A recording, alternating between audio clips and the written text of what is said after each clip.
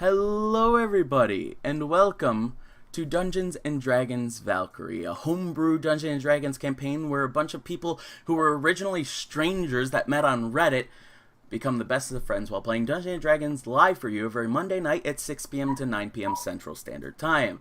I am your host and Dungeon Master for the evening, The Majestic, creator of this channel here on Twitch, which is www.twitch.tv/TheMajesticGaming, as well as the YouTube channel, The Majestic, which you can find just by searching The Majestic or going to the link down in the bottom, or just go to youtube.com/The Majestic, all sorts of ways.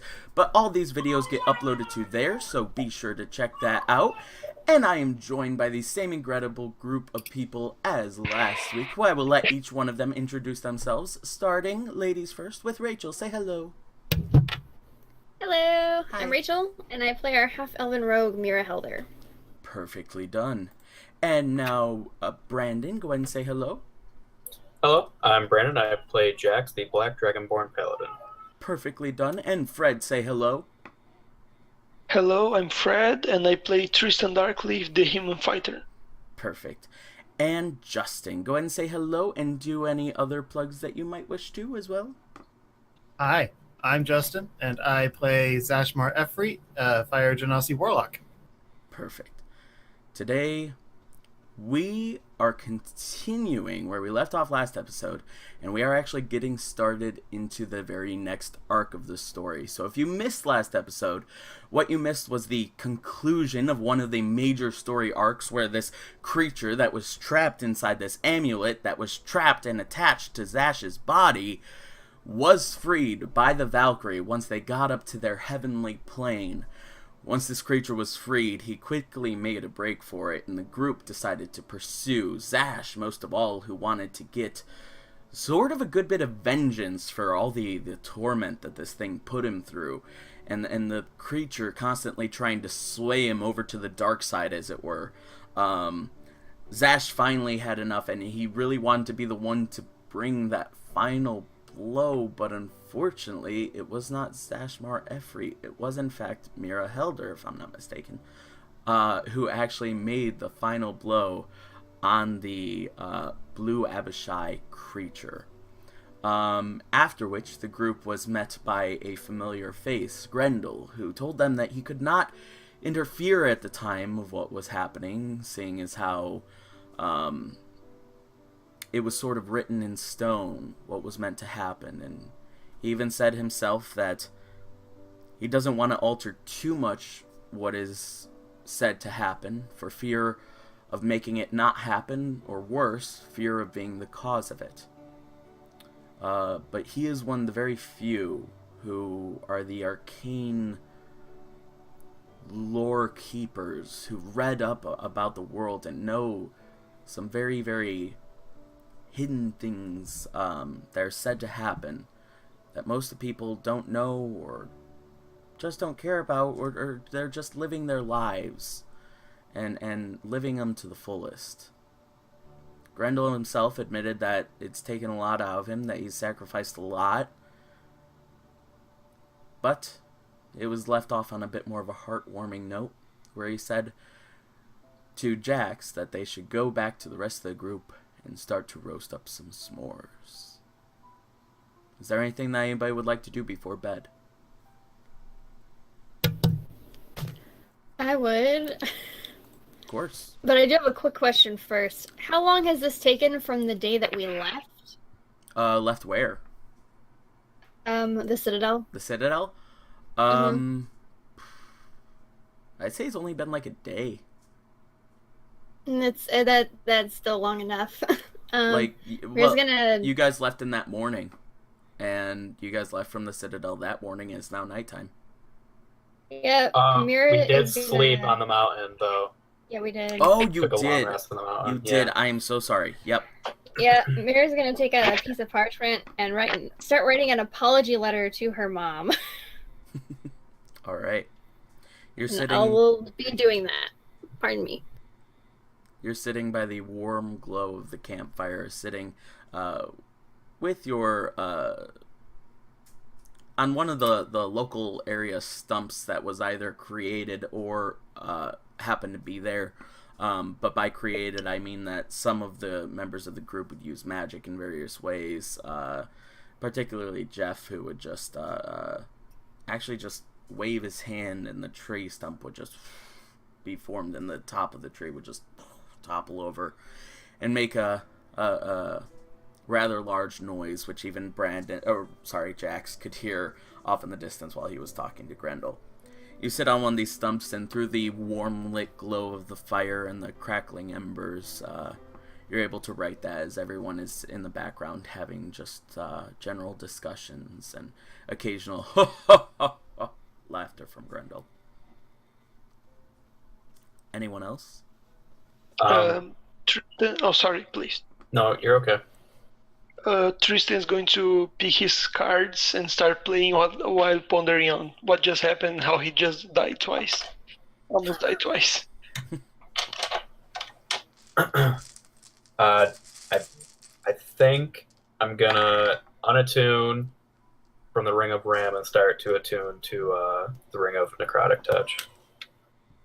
Okay. So you take off that ring, and are you still talking to Grendel and just discussing like random things while you're having s'mores and stuff? Yeah, that's fine. All right. You take off that ring and put on the other one, and the moment you do, there's this bit of a weariness once you take off the first ring. But once you put on the second, you just feel this sense of buildup of energy coming about as well. That'll be 30 minutes before bedtime. And Tristan, as you were sitting there, you're just playing with a deck of cards? Yes. Everybody else seems to be doing their own thing. Of course, Mira sitting there writing down in her notes. Zash is, I believe, playing with the puppies, I would assume. Grendel and Jax are talking, so Jeff comes up to you, and he says, "Huh, what is it that you're playing?" I don't know, just messing with the cards. I don't usually have anyone to play with. It looks like a rather nice deck of cards. Is there anything special about them? Just something my old teacher left for me. Nothing special. Well, I wouldn't say that. Everything has its own story, after all. I would know. And I, too, have a rather special deck of cards. It's interesting. These ones sort of look quite a bit like mine. Can I see them? Yes. He takes out of his pocket this, it's actually like a cloth wrapped up, folded around something. He begins to unfold the cloth, and there you see a set of, I think it's 12 cards. Just sitting there. It's not a full deck of cards, certainly. And he turns one over and shows you it. It doesn't have any of the normal symbols that cards usually have. This is it. Hey boss, what's this? I don't recognize this deck. Who are you talking to? Are you talking to Jeff? It's Jeff, yeah. Tristan calls him boss. This is a very special item. Between you and me, this is part of the reason why I gained such incredible fame.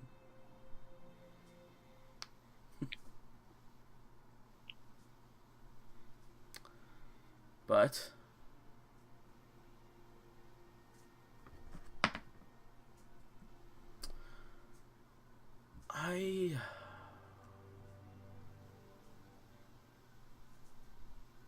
I've sensed a lot of evil coming from this as well.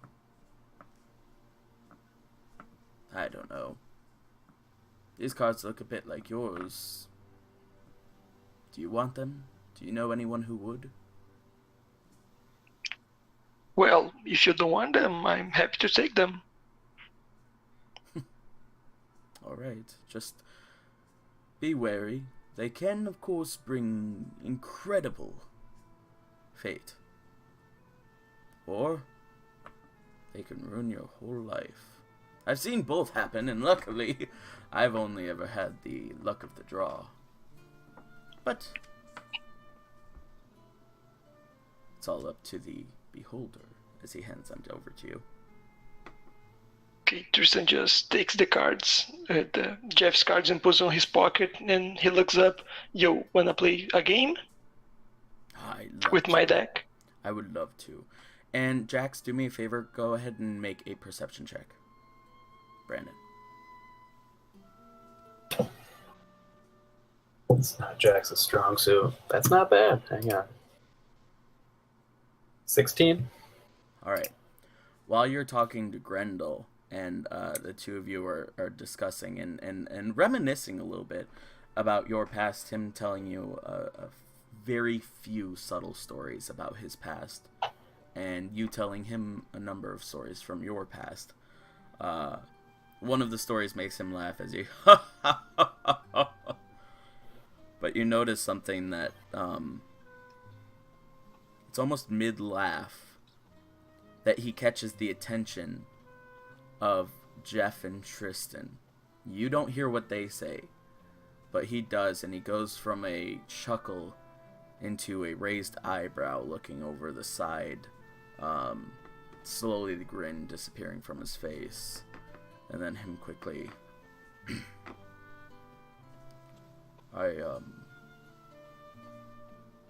I apologize, where were we? And then going back into the discussion.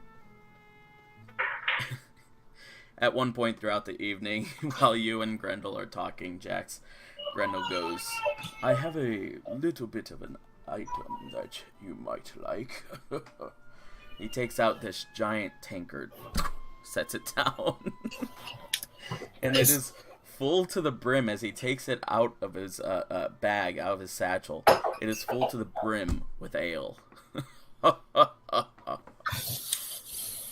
Would you like some? He says. Sure.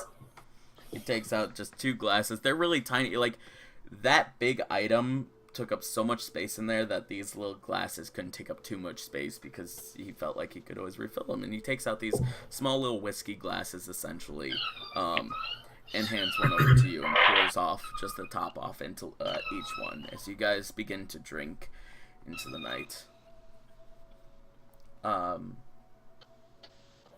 It is nearly bed. People begin to fall asleep one by one. But you and Grendel are having a bit of a merry old time, and once again, Grendel goes from...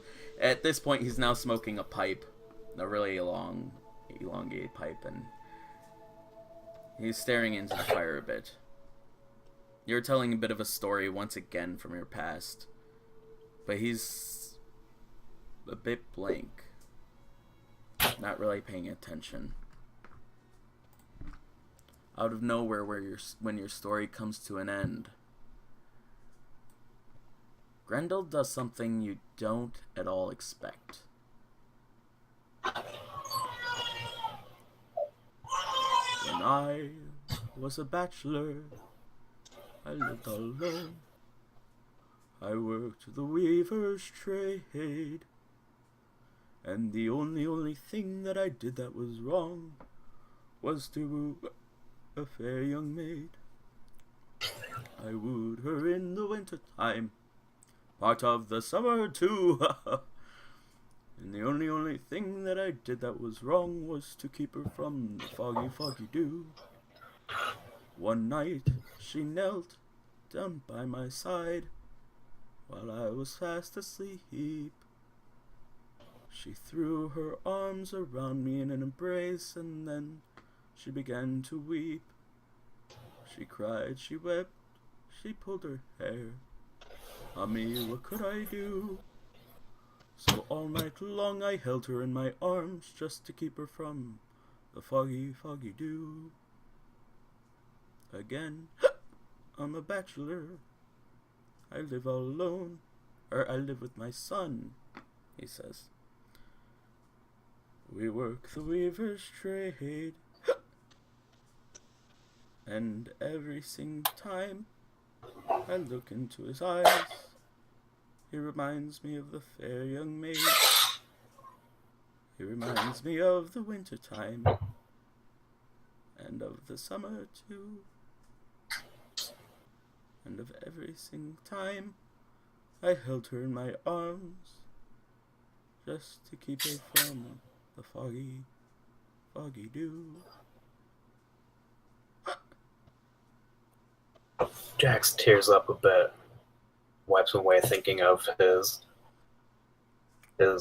wife and son and mentor, who he recently lost. You have a lovely singing voice, Grendel. Yes, yes. We must to incant our spells, he says. You should not be sad, young Dragonborn. You have a lot of life to live yet. You have the world at your claws.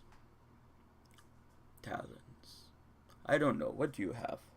He looks down at your hands. Hands? I don't know. Your hands, yes. That would make sense. You are not a dragon. You are a dragonborn. Like dragonkin. Like as fierce of a dragon, but in the form of man. That is good. Sure, Grendel. Maybe it's time to get to bed. Yes, yes. You go on to sleep. I will watch the fire and put it out when its time comes. Be safe.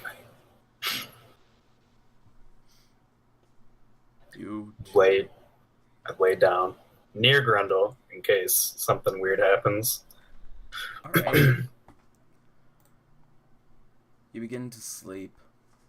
Now with everybody in a slumber. There was nothing else that anybody wanted to do before sleep, right? No. I'm good. Alright. As you guys begin to sleep, Zash, you have incredible dreams tonight. Once again being in the fire plane.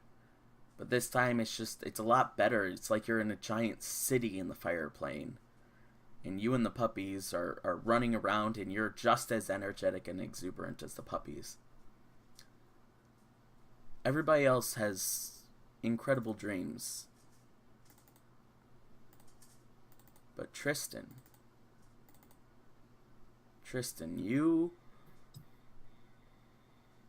when you fall asleep, things are a little bit different.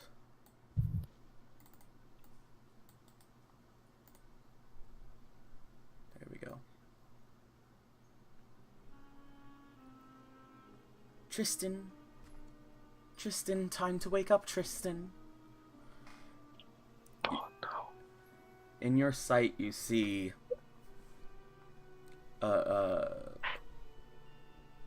beautiful woman who you can hardly recognize, but who gives you a wholesome feeling.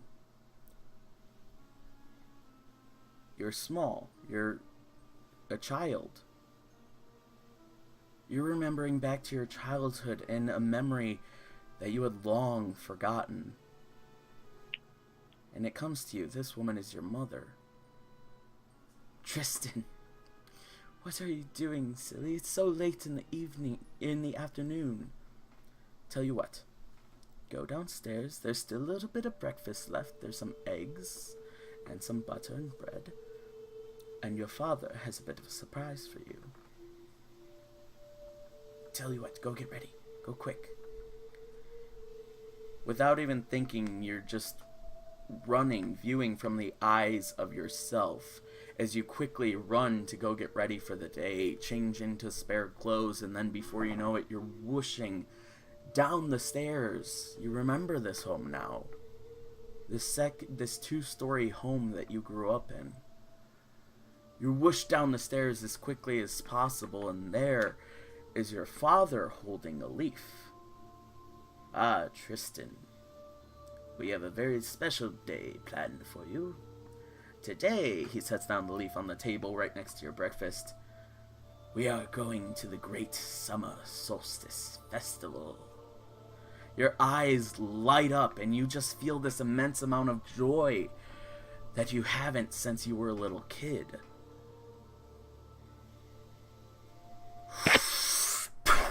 Next thing you know, that vision just quickly goes black and disappears and fades, and this explosion of redness all around you fills the air. You're once again back up in your room upstairs. But this time, through your window, there's this glowing, orangish, reddish heat coming in. Almost like a nightmare you're now having. But it's not. It's a memory. You get up and go closer to the window to take a look, and there you see the city outside riddled with flames. Huge explosions in the distance. Ha ha ha. This vicious laughing. And then this one scream that you recognize as your mother from a separate location. But it sends chills down your spines as you hear it. Once again, things close and open. And there you are, Tristan, in another familiar place. An orphanage. You and the other orphans are all standing at attention as best you can, as walking back and forth this maniacal-faced, evil-looking woman walks back and forth with one of her eyebrows raised. So, which one of you took something from my office? She's walking back and forth. I know that one of you stole one of my snacks. Back and forth. Just a constant seeming larger than life to you, as you're still at the same height and age, practically, that you were just moments ago.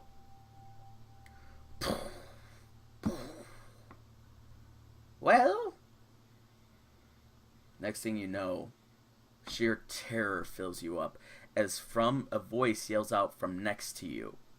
A kid says, "Well, it's not like you feed us much," and then quickly covers his mouth. She quickly jumps at attention and walks up to him, moves in close and says, What did you say? He begins to speak again. I just said, She smacks him with this audible, echoing blast that isn't enough to like throw him or push him down, but at the time, and you being so young, seems so immense, especially to hit a child with. Once again, an explosion. And once again, your vision completely changing from it, as everything closed and then exploded outward. You're now out on the streets. You become rather skilled. Skilled at one thing. You're getting ready. You're moving toward a pocket. You're just about in limits to take the coin purse. Almost. Can't be caught. Slowly slides out. You have the coin purse in your hand. A grin comes upon your face. Then you look up, And there, looking down at you, is an elvish man with a glare on his face. He knocks you back, and before you know it, the coin purse flies out of your hand, flies through the air, and he catches it with a single hand while still looking at you and not taking his eyes off of you. What is it you think you're doing? Without remembering saying these things, you just say, I'm sorry, sir. He looks at the coin purse. That was rather skilled. Yes, thank you. I don't have many other options but to get good at it. He comes in close. Where do you live? I don't really have a home per se, you say.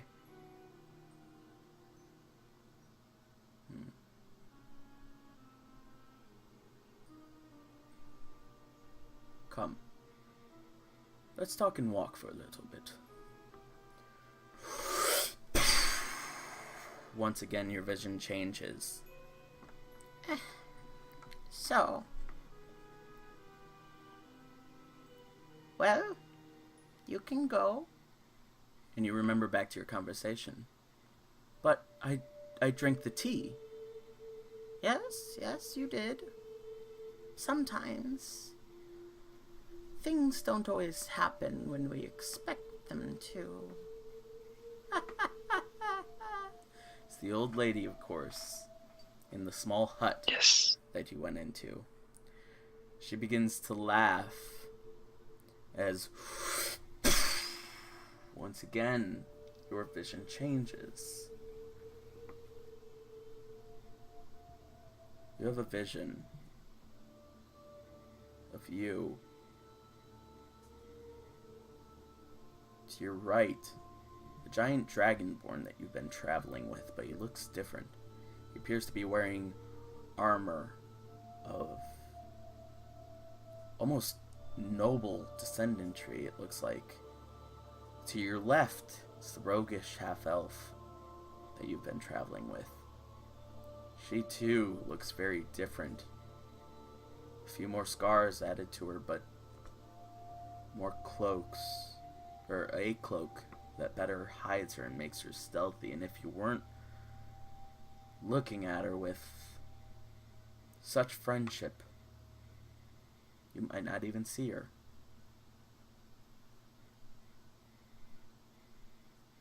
Those are the only two that you see at the moment. But getting up off the ground and ready to fight, you see another face. One that you don't recognize. Almost a snake-like creature. As off in the distance, the world around you, the city that you're in, being all torn down and asunder and flames here and there, you're just now taking in how disastrous the situation looks, because just moments ago it felt so uplifting. It felt like you're here with your friends. As you take it all in, you see someone in front of you getting up off the ground and ready to fight, it looks like. He says, "Come on, guys, we gotta do this." As he looks right at you, Tristan. And this person is a snake-like creature looking at you, then looking up at this giant two-headed creature with tentacles for arms, bringing them up and slamming them down, bringing down entire buildings with a whoosh of the arm.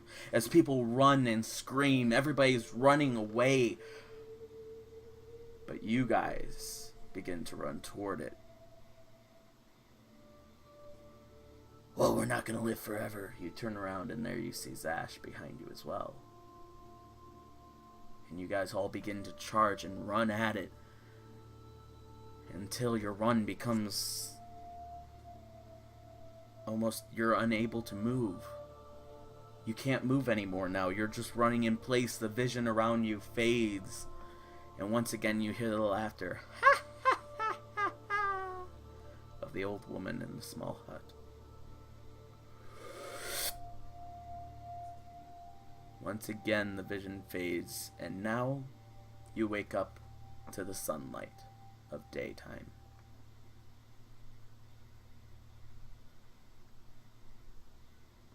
Everybody begins to wake up at their own paces.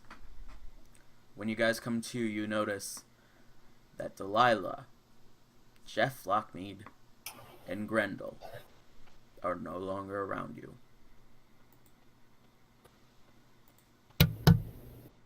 Is there any notes? There's one from Delilah. I will read it. It says, "Hi guys, I hope you don't mind me doing this again." And it does say, of course. This is how she writes notes. This is how she talks in the messages that she sends telepathically. "I hope you don't mind me leaving like this again, but now that I found my home, well, maybe home. I'm not sure yet, but I found the Valkyrie. I found those people who I've looked up to for so long and who I've deemed as gods, and even though I found out that they might not be gods, there's still a lot that I can learn from them, and a lot that I could gain by living with them if they'll have me, so I flew back up, and I don't know if I'll see you guys again, but I hope I do. And if not in this life, I'm sure in the next. Goodbye." Do I still have the unicorn horn? Did you read that out loud? Yes, with her voice. I think into the earpiece. If you really wanted to get rid of us, you should have left the earpiece behind. There's no response. Oh shit. Can I start looking for it to see if I find it? Go ahead and make a perception check. I'm so good at those, guys. Did we give one to Tristan? 11. Yes. Okay.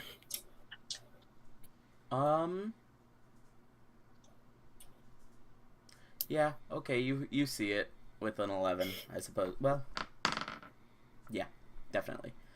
You see it, and it is there on one of the chairs. It's not by the note at all. It was probably like her walking away and being like, "Oh, almost forgot," and then set it down and then walked away. It's on one of the makeshift stumps that you guys ended up sitting on around the fire.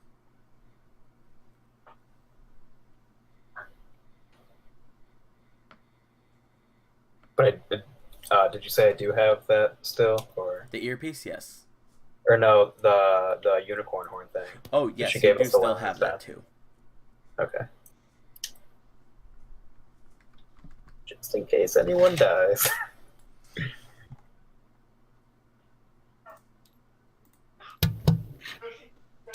Okay. I go ahead and put the... Oh, did she have a necklace for hers? I don't remember what she had. I think it might have been one of the necklaces. Yeah, then I'll put that in my bag. Okay.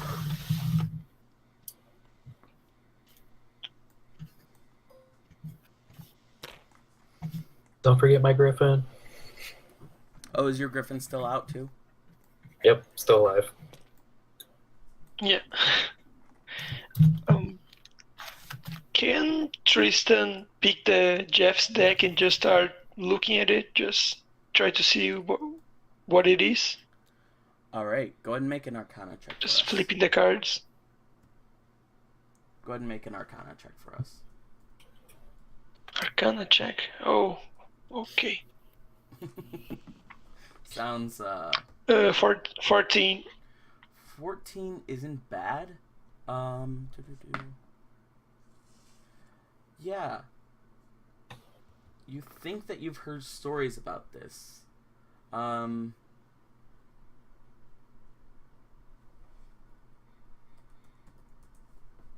it would appear to be more so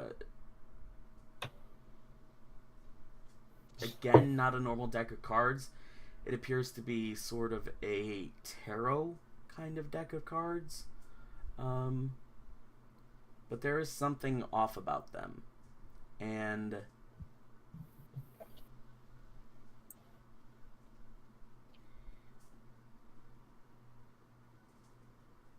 perfect. There are only 12 of these cards in remaining, but you would feel like it might be sort of a deck of fate, like where you've heard stories about people having pulled out a card and it changing their very life, and from what Jeff Lockme told you, it seems like it would line up. Okay, I'm just gonna put it back in my pocket. Okay. I don't think I wanna mess with that now. All right.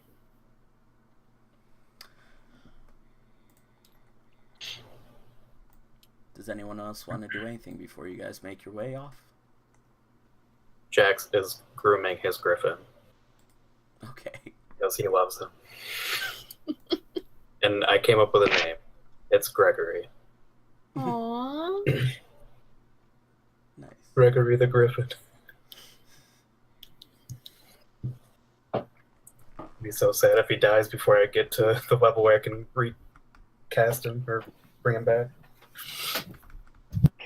Yeah, for naming it. Well, I had to.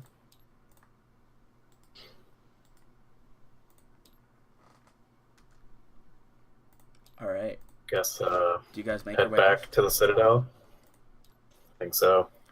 I want everyone to go Yeah, ahead and make I need the 500. I need the gold pieces. I want everyone to go ahead and make a nature check. Oh, I'm good at those. Ooh, 5. I got an 18, 19. and I'm not good at that. 9. All right. I had to say. So Jackson, yeah, I know. I'm so sorry, Fred. Jackson, It's okay. I'm used to it. Jackson, Mira, the two of you notice that you guys aren't really in sight of the Citadel. Of course, Tristan and Zash also notice that they don't know where they are. They're just lost. But the two of you can tell that this mountain pass looks very similar to the mountain pass which leads from south to north to Asante, which is just a city west of the Citadel. So you guys aren't too far off pace, but you guys will have a little bit of a track ahead of you.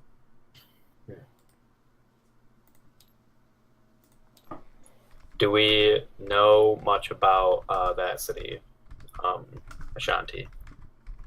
Asante? I want everyone to go ahead and make a history check. Yes. Ha. Okay, that's fine. Nat 20. Nice. 4. 9. For 16. 16. Okay, and how's my audio doing, by the way? Sounds good. Okay. Yeah, it was cutting a bit for me, but it might be the internet here. Okay. 19 was Mira? Or 20? Natural 20. Nat 20. Yeah.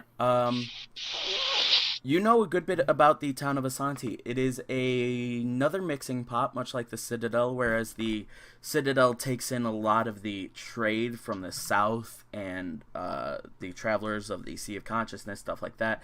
Asante is the major connecting way to the west of Valkyrie, as well as it has its own ports, which take in a lot from North Valkyrie as well, through the Borg Gulf and up past Jakku through the Fire Sea and everything like that. So it is its own large mixing place of a lot of different cultures and societies and things like that.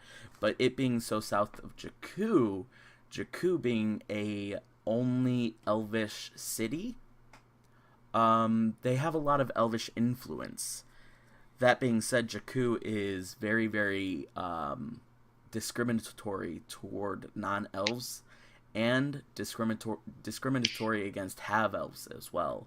But Asanti seems very nice, very welcoming, and in later years, very, very popular, especially around this time of year. You know that the reason why is because of the Summer Solstice Festival that they have every year at this time.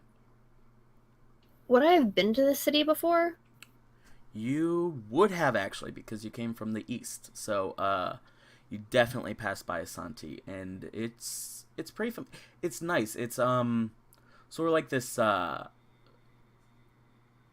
of like a Beverly Hills kind of place with also lots of trading and it being a medieval city. But it has spectacular views. Everyone there seems happy almost all the time. And why wouldn't they be? They live in almost a paradise. But I've probably been there with my mom. Probably. And on your own. And on my own. Or I should say, and with Jax. Jax, you have been there. That's right. Cool. Yeah. I just don't remember it. Well, you don't know much like... about the lore. You don't know much about the Summer Solstice Festival, but you remember it being a wonderful, again, very very beachy kind of place. Cool. It also has its own little wall around it, but it's not nearly like the Citadels, and they're a lot more trustworthy there because everyone's so happy. We could use a place like that right now. Alright, you guys. I need to go find lemons. Lemons? Why do you need lemons? Make lemonade? I'm just gonna shake my head and start walking. Guess we're off to find lemons. You guys begin to walk. Mira, go ahead and make a perception check for me. Natural 1. +1, but natural 1. Before you know it, you are in an area that has no more trees. You're in the mountain pass, and there's just nothing. Also, your nose is quite a bit stuffy, too. As you continue to walk along the path, it quickly changes so that you guys are walking along one of the mountain sides. Or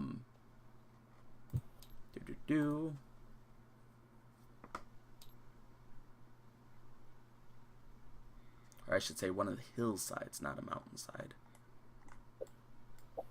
I'm just gonna delete you guys like that and bring back in the saved party. No, where's the pup? Oh, it didn't save it for some reason. Oh, no, I didn't. Okay, Oh, he's sorry. right there. Are you looking for the puppy? The puppies are behind Zash. No, I don't trust him. Also the griffin. The Yeah. griffin? They're in my amulet. That's what I was looking for, is the griffin. But I'll just do this again. No! Okay, that works. Alright. So you guys are walking along this passageway. I want everyone to just go ahead and make a little bit of a dexterity saving throw, yeah. Everyone 18. within 10 feet, add 3. Which is, Who's within 10 feet of you? Was So everyone? 21. I think everyone is, yeah. Okay. 21. 13. 20 total. 15. Alright, and puppies and griffin as well. Oh, right. They're in my amulet. They are? Alright. Yeah, I gotta look at their sheet. Just trying it out. They won't always be in there, but just kind of curious 7. how it works. 17 for the griffins. Alright. Or the griffin. As you guys were walking along this path, you begin to hear this bit of a rock slide as down this 30 or so feet, a bit of this passageway over here. Oh, wait, you guys can't really see that. A bit of this passageway from here basically just crumbles off and begins to fall down along the side. You realize that this isn't necessarily the most safe of passageways, but you're still only up about 30 feet off the ground. As you guys continue to walk, you hear a little bit of talking in the distance. It would appear to be talking, and there, as you guys get closer, talking to, on the ground, a snake, it looks like, is this Yonti individual. Divine sense. All right. Remind me divine sense again. As an action, you can detect good and evil until the end of your next turn. You can sense anything affected by the hollow spell or know the location of any celestial fiend undead within 60 feet. Okay. Correct me if I'm wrong. And here, you guys see Itzley. You don't know his name yet, but I will go ahead and introduce. Hello, everybody. This is Sean. Now, say hello to everyone, Sean. Hey, everybody. He will be playing our newest character. And remind us, I don't want to speak out of turn. You are, for the most part, good, right? Yes, I do forget if I pick neutral or lawful, but I'm definitely good. Thought so. All right. So, yeah, you get a good sense of good coming from this guy as you just hear him speaking to a snake. So, you hear, yes, my friend, it is a misconception. They all think we are slimy until we get them into the bedroom. Well, actually, she thought I was slimy too. But, I had to prove us wrong. So, how much longer till we get to the other side of the pass?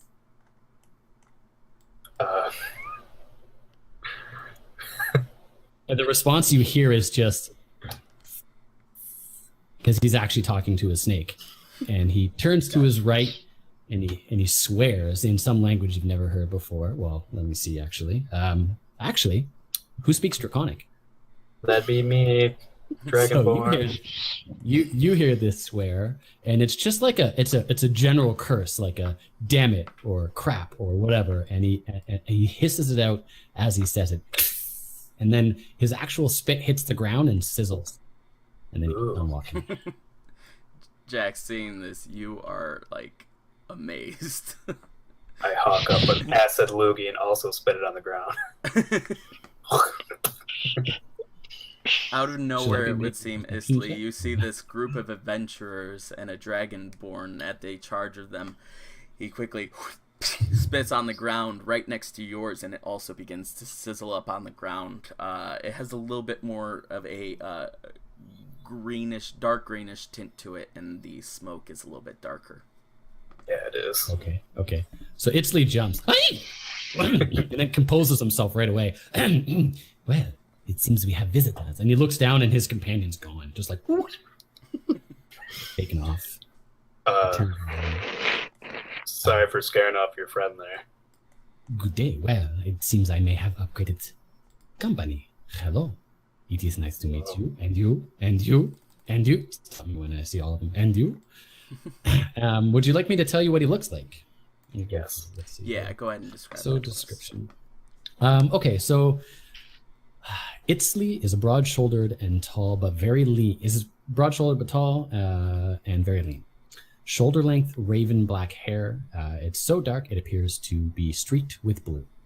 He has large, slanted, almond-shaped, pale yellow eyes, centered by black, slit snake-like pupils. The bottom half of his face, neck, chest, inner thighs, not that you would know this, palms and the bottoms of his feet are pale mustard yellow and appear to be very small, lightly scaled. His forehead and the rest of his skin is dark forest green and has larger, more pronounced rigid scales. He has a noble and striking jawline. His leather armor is dark granite gray with leather straps and matted silver studs. He almost could be confused as a rogue when you first look at him, except for the fact that strapped to his back is a very ornate mandolin. And at the head of the mandolin, as opposed to having all the little twists and turns for tuning the strings, it does have that, but it also has a silver and red snake wrapped around the head, and it almost looks like there's a handle in it as well. And that's him. Eatsley. Good day. Am I or anybody else familiar with like what his race is? Would we know? You guys have not seen his like before. You guys have seen something similar. I think all of you have, especially Miro, though.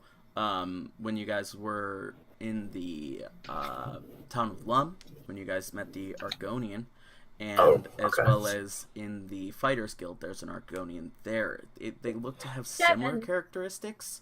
Yeah, Devin Aglor.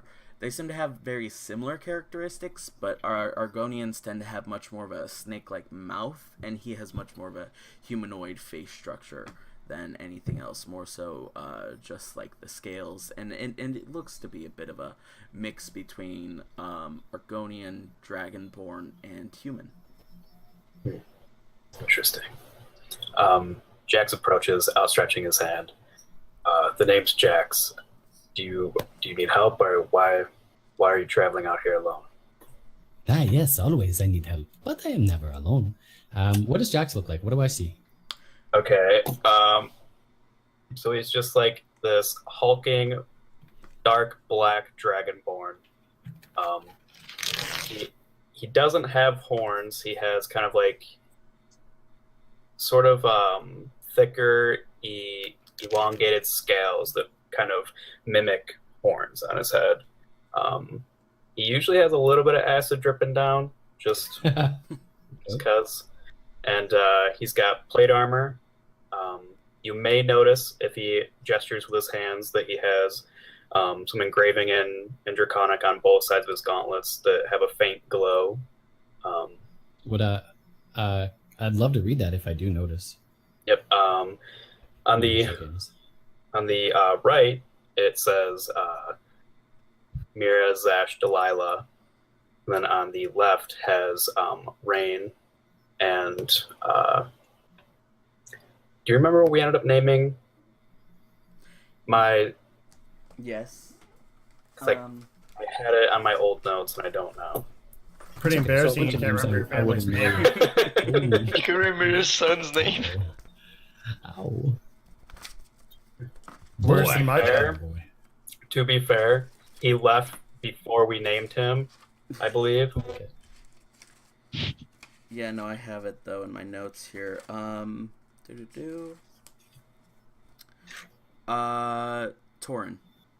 Yes, Torn. I knew it started with a T.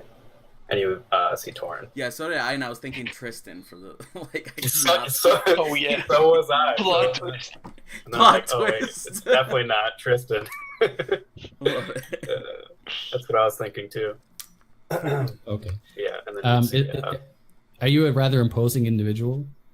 Large. He and... is. He stands about a good foot taller than you, and up from behind as well is a very imposing griffin that you see with the of course head of an eagle with the body of a lion, and the wings begin to outstretch and shake as the griffin itself begins to shake off its body and just follows up to Jax as he's sort of we'll say just nonchalantly following up to his master.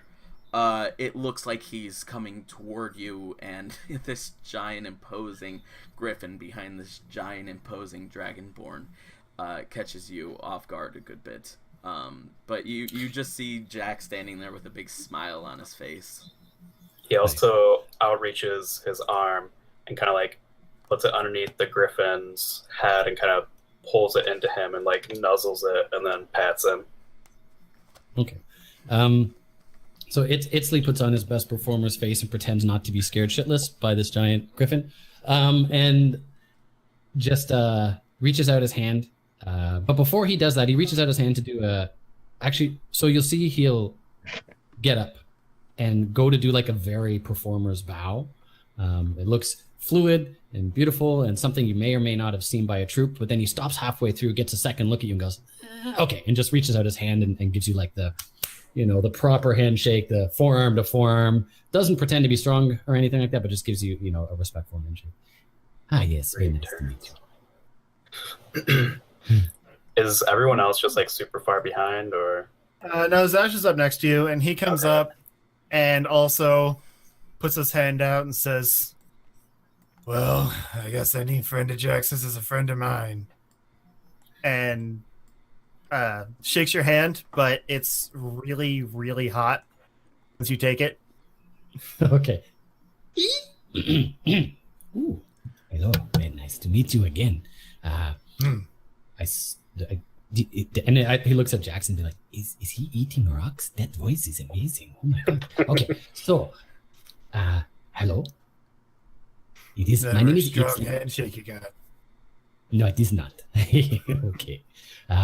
Dalish, Dibard, Tailweaver. And he just starts listing off all of these titles, and they're boring. They're just like, he's just saying, I'm a storyteller in like 99 different ways. But when he stops at the end, he goes, you may call me a musician, you may call me a bard, but never call me a poet. And he spits on the ground again. Like a poet is the worst thing you could possibly call him. Also, as Zash comes up, you see this ashen-skinned, red-eyed, almost fire genasi with a bald head, but you can just see little bits of heat emanating off of it, off of all of his skin, almost, in fact, with a very red beard as well. He's actually giving off heat, right? Yes. Yeah. What's the weather like where we are right now? He can produce flame at will. So he kind of like heated up his hand before he put it out as just a power move. And also you will see, and I will often describe throughout the future, that whenever he gets aggressive or angry, his head catches a flame. Okay. And like at a fiery pace. But also the temperature where you guys are at, it is absolutely gorgeous. It is about 80 degrees, but there's this incredible gust of wind coming up from the shoreline that makes it feel like a nice cool temperature, with plenty of coverage from the trees as well. You guys are in like the perfect mix between spring and summer. I also forgot like one of the most important things that Jax has on. His dire wolf cloak. With head still attached. Head still attached. He usually has the head on, so I'm assuming he would have it approaching you. Yeah. It's throwing it out there. It's just like the upper jaw of a dire wolf, with the entire pelt attached onto it, and it looks like the head of a dire wolf on top of like halfway eating him. Yeah, on top of his head. On top of plate. And on top of plate, though. That's awesome. Okay. And then that's really nice to know. 2 months. So, sorry, was that? Oh, it's really nice to know this after 2 months with playing with them. He never said that. Yeah, I don't think we did mention, because we keep on forgetting the pelt. But that was after Jax ended up defeating a dire wolf. After a dire wolf kicked all their asses. Yeah, it was a very intense moment. Also, I made one for Zash, but his is not with the head. And so I only mentioned, of course, Isley does not know that, but the reason why I mention it is because while you guys have been traveling and talking throughout the day, certainly last night at the bonfire, if you hadn't heard it already, Tristan, you did know that. That's why I brought up that story. Okay, and so Itzli takes another look around at the rest of the group. So he's noted, the first two adventurers and the griffin, and keeps looking to see. Yes, well, maybe you should, introduce me to the rest of your group. Sure. This is Mira and Tristan. Good day. Tristan just waves silently, hello, because he never. The first snake-like thing he saw was Jax. And he's scared him shitless, so he's cautious with the other snake thing. Well, if Itzli notices that, he'll throw on a very winning, charming smile, and throw his mandolin behind his back, just like with the strap, and walk up to you in the most unintimidating, goofy manner as possible. He picks up on people's body language very easily and tries to set you at ease. It's very nice to meet you. I am Itzli Dalish. Oh, Tristan Darkleaf. Tristan Darkleaf, nice to meet you. Just call Tristan. That works. And what does Tristan and what was the other person's name? Tristan and Mira. Tristan Darkleaf. Mira. Tristan, what do they look like? Tristan and Mira? Mira, do you know? Rachel, do you know what Mira looks like? I do. I have an image in my Okay. head. I just can't put it to paper. So she's how tall is Tristan? 5'8", I guess. I think. Let me check. I All think right. he's 5'8". All right. Well, among all of these behemoths of men, there is this very short, just a little over 5 foot tall half elf girl. She's wearing a long green, but you can see some black lining coat, but the sleeves are missing. She's wearing, at this point, a black leather-looking armor. She has black hair that goes down to her mid-back, but the sides are pulled back in braids, so you can see her face clearly. She is covered in freckles, and her eyes are bright green with a hint of gold to them. Very cool. Does she have a friendly look on her face, usually? At this very moment, her face is very neutral. Very neutral. Okay. So Itzley stands up next to her and goes, yes, well, maybe I should be standing next to you instead of these brutes. And you see Itzley's got skinny little arms, and his leather armor is sleeveless as well. And you can see the scales on the shoulders coming down and a little bit on the forearm. Anywhere there would normally be like hair, there are scales instead. Similar dressed with black and charcoal leather armor. He seems to be happy standing next to someone that doesn't make him look as diminutive as he is. He's tall. He's actually quite tall, but very lean and skinny. Can I get a read on him? Yeah, go ahead and make a, First off, I want you to go ahead and make a... He seems very needy, like he wants something, almost. Yeah, Go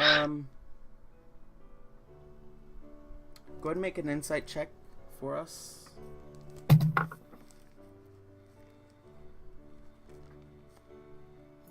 That's a 20 total. Ooh, do I get to roll something? Well, I wouldn't say that it'd be either persuasion or deception, and those would be the main two. Just Depending on for what I'm sake, trying to we'll do, go ahead right? and make persuasion.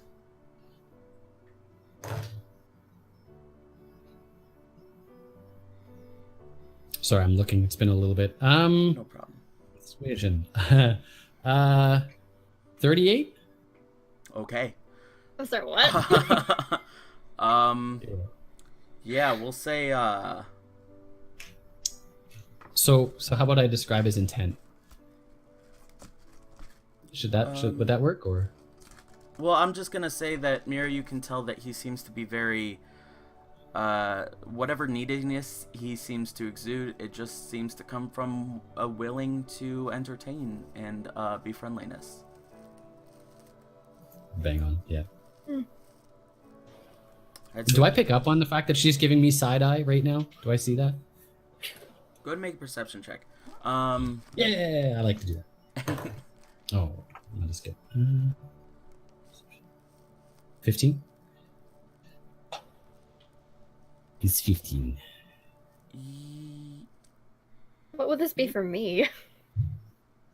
That's what I'm thinking.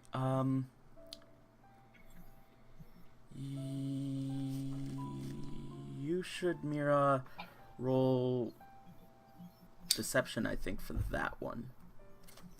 But I my would- strong suit.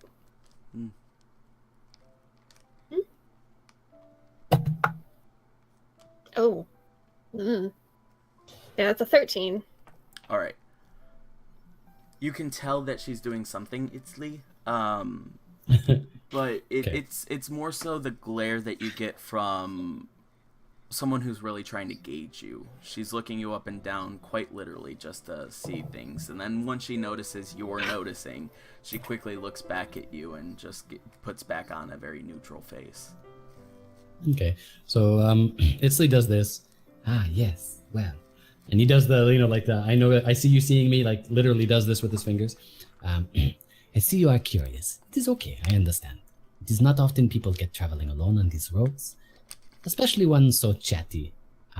In my profession, it is important to build an audience. And where I am going, I hope maybe, if you are going as well, you could possibly proceed my storytelling, and that would help with a bit of renown. You see, I am heading to the town of, and now I forget the name of the town. Asanti. Thank you. No I am heading to the town of Asanti for the summer. Is it summer solstice? Summer Yes. solstice, right? Yeah, Yep. good. I remember. For the summer solstice festival, I will be performing there, and if I have people who already know me, clap for me, are happy to hear what I have to say, well, then the audience will build even faster. So, if you are headed that way, and you want to see one of the best festivals ever, hear one of the most famous tales ever from Italy, the Tale Weaver. And he throws a winning smile, and when he does, all four of his fangs, because you know snake fangs, like in what was that Quentin Tarantino movie, where the snake fangs go like pop out. All four of us pop out and then pop back. Then you will come to one of my shows. I hope. Interesting. Well, I just hope you know I'm not very easily amused. Ah, well, that means I have to work even harder.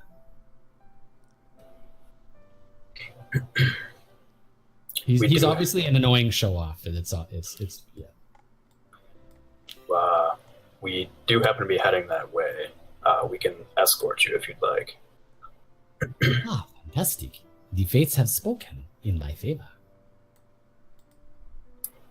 I didn't agree to that, but I guess it's fine.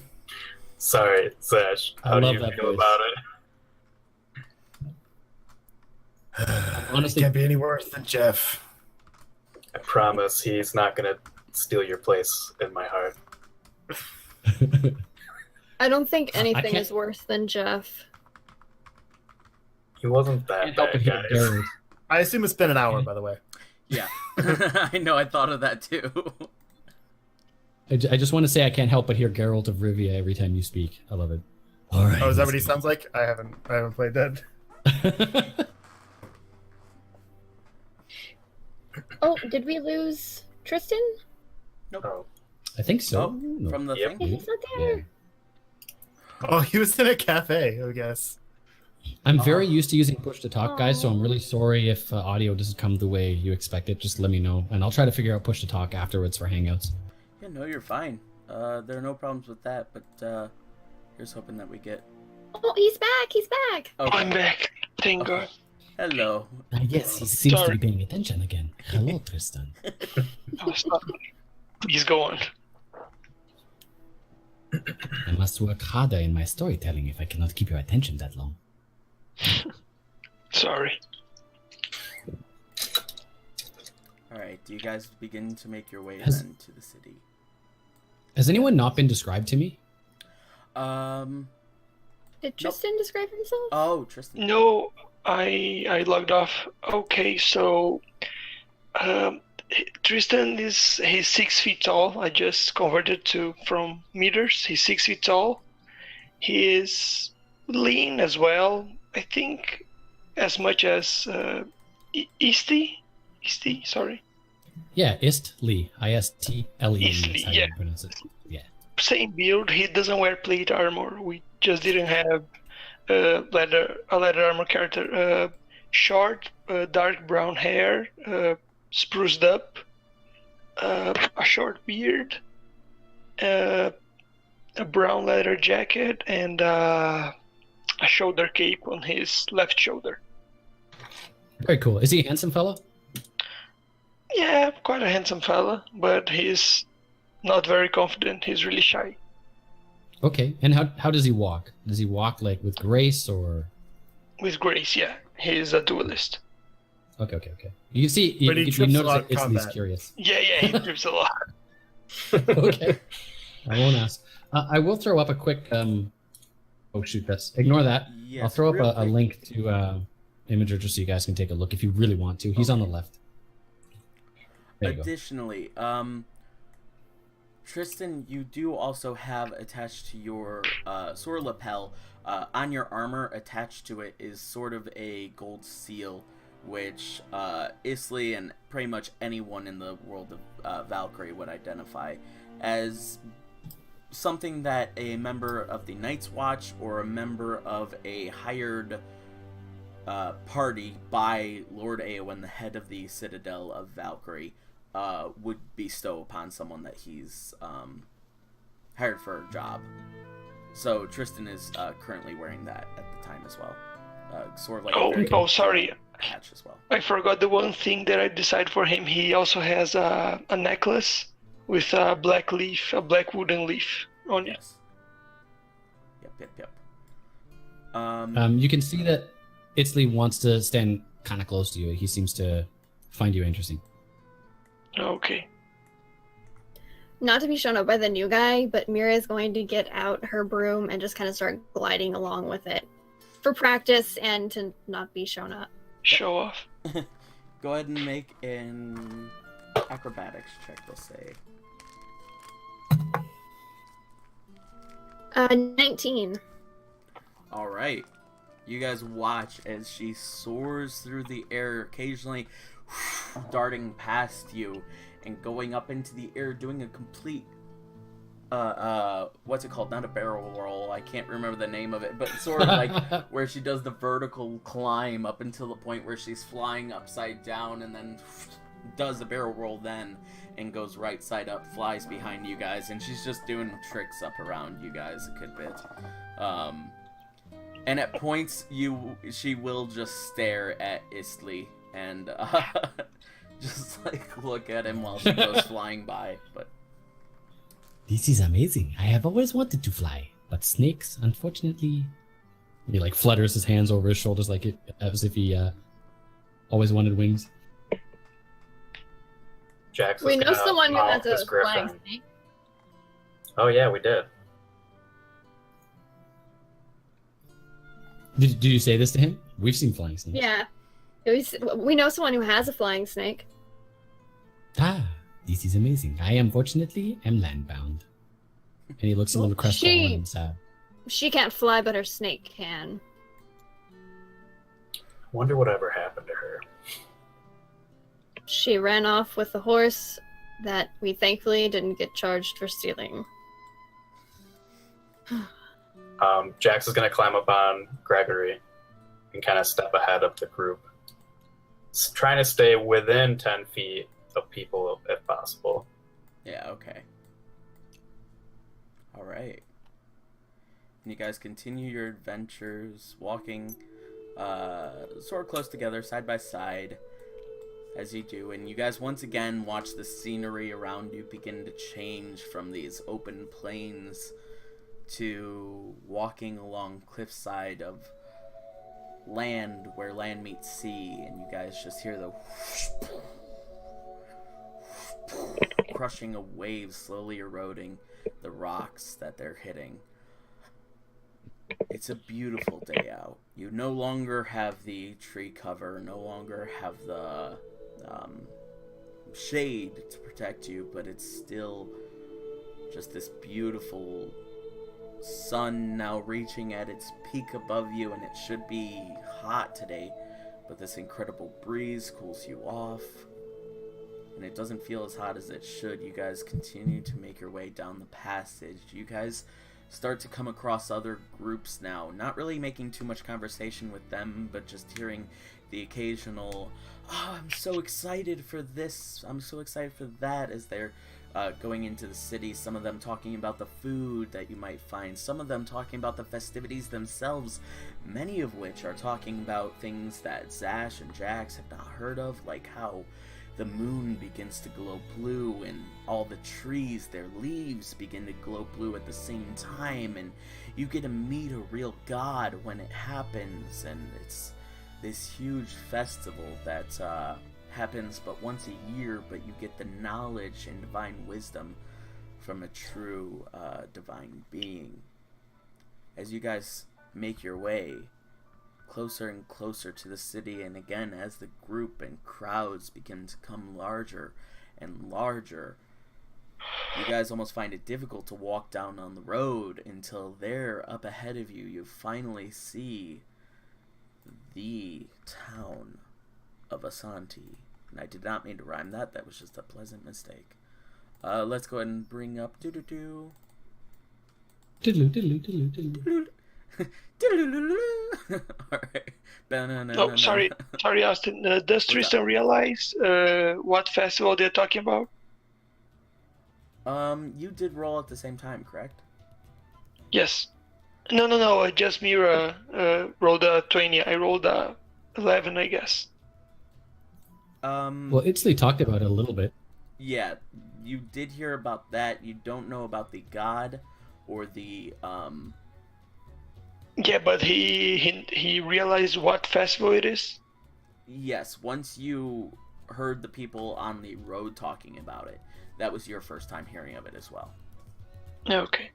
So you did not know about the god or the moon or leaves glowing blue, but you do now, as you're getting, or at least you've heard these rumors now. Okay. All right, now So, that we have, sorry, go on. Sorry. Along the way, he probably would stop if it got everybody annoyed. Well, maybe not. What's her face? The girl that's on the broom that's annoyed at him already. Probably would ignore her body language. But Itzley is about to perform soon, so I think he would start like heckling a little bit. So as he walks by big crowds, he would say stuff like, "Don't forget to stop by this stall," and he would like name a corner somewhere along the way. Gotcha. To hear He's tales plugging of the Yon himself. T Empire. Yeah, exactly. Gotcha. Yeah. Love it. Oh. You guys get into these larger crowds. He's sort of, and sort of snakishly begins to move up and just weave seamlessly through the crowds to move up to different groups, and then next thing you know, darts over to another section of the crowd as you guys are all slowly making your pace for the town. And what were you going to say, Brandon? I was just gonna say that also on the way when we passed the very beautiful spot, I would have mumbled under my breath, "Jeff would have loved this, and he would have captured the moment." But I heard this. Someone smashed something. Do me a favor, go ahead and make a stealth check for you, and go ahead and make a perception check for Mira. And what were you going to say, Fred, about Tristan? Just that he has the city secrets feature, so we move twice as fast. Mira definitely hears me. She definitely hears me. What did you roll? No, what did you roll? I rolled a 3 minus 1, so 2. Oh, good. I rolled an 8. Okay. Yeah, You know how Curious good I if am at Itzley would- perception checks. I'm curious if Itzley would hear the name Jeff too. I rolled a 11 perception, if that matters. It's not 11 very great, perception. Go ahead and make a straight up knowledge roll for us. Intelligence. but- Myself? Yes. Straight up Yeah, intelligence. that's a straight roll. Ooh, a 19 though. Gonna keep this Okay. dice in the You have heard of Jeff Lockmead. He's a very, very famous writer throughout the land who's written many books about all sorts of adventures where it's been things about his own journeys, sort of like safari kind of books where he meets all sort of strange animals, to different kinds of books where he does like I think it was called Lockmead's You're Not Going to Believe This, sort of like Ripley's Believe It or Not, where he goes around and he met all sorts of people from the world of Valkyrie who can do strange and incredible things unlike any other. He became very Is he a renowned famous bard? with these. One more time? Sorry, is he a renowned bard? Or just an author? He's just an No one author knows. from what you know. Okay. He does not seem to be in any bardish guilds or a member of any sort of bardish groups or anything like that, and you've not heard any lores or tales about him being a bard. He is, however... He's a hack is what he is. No, Zesh likes him. He's misunderstood. Zach I liked liked him him for an hour. Yeah, that was during the charm. Okay. So Jeff Lockmead, Yes. a renowned author, Yes. writes himself into adventures.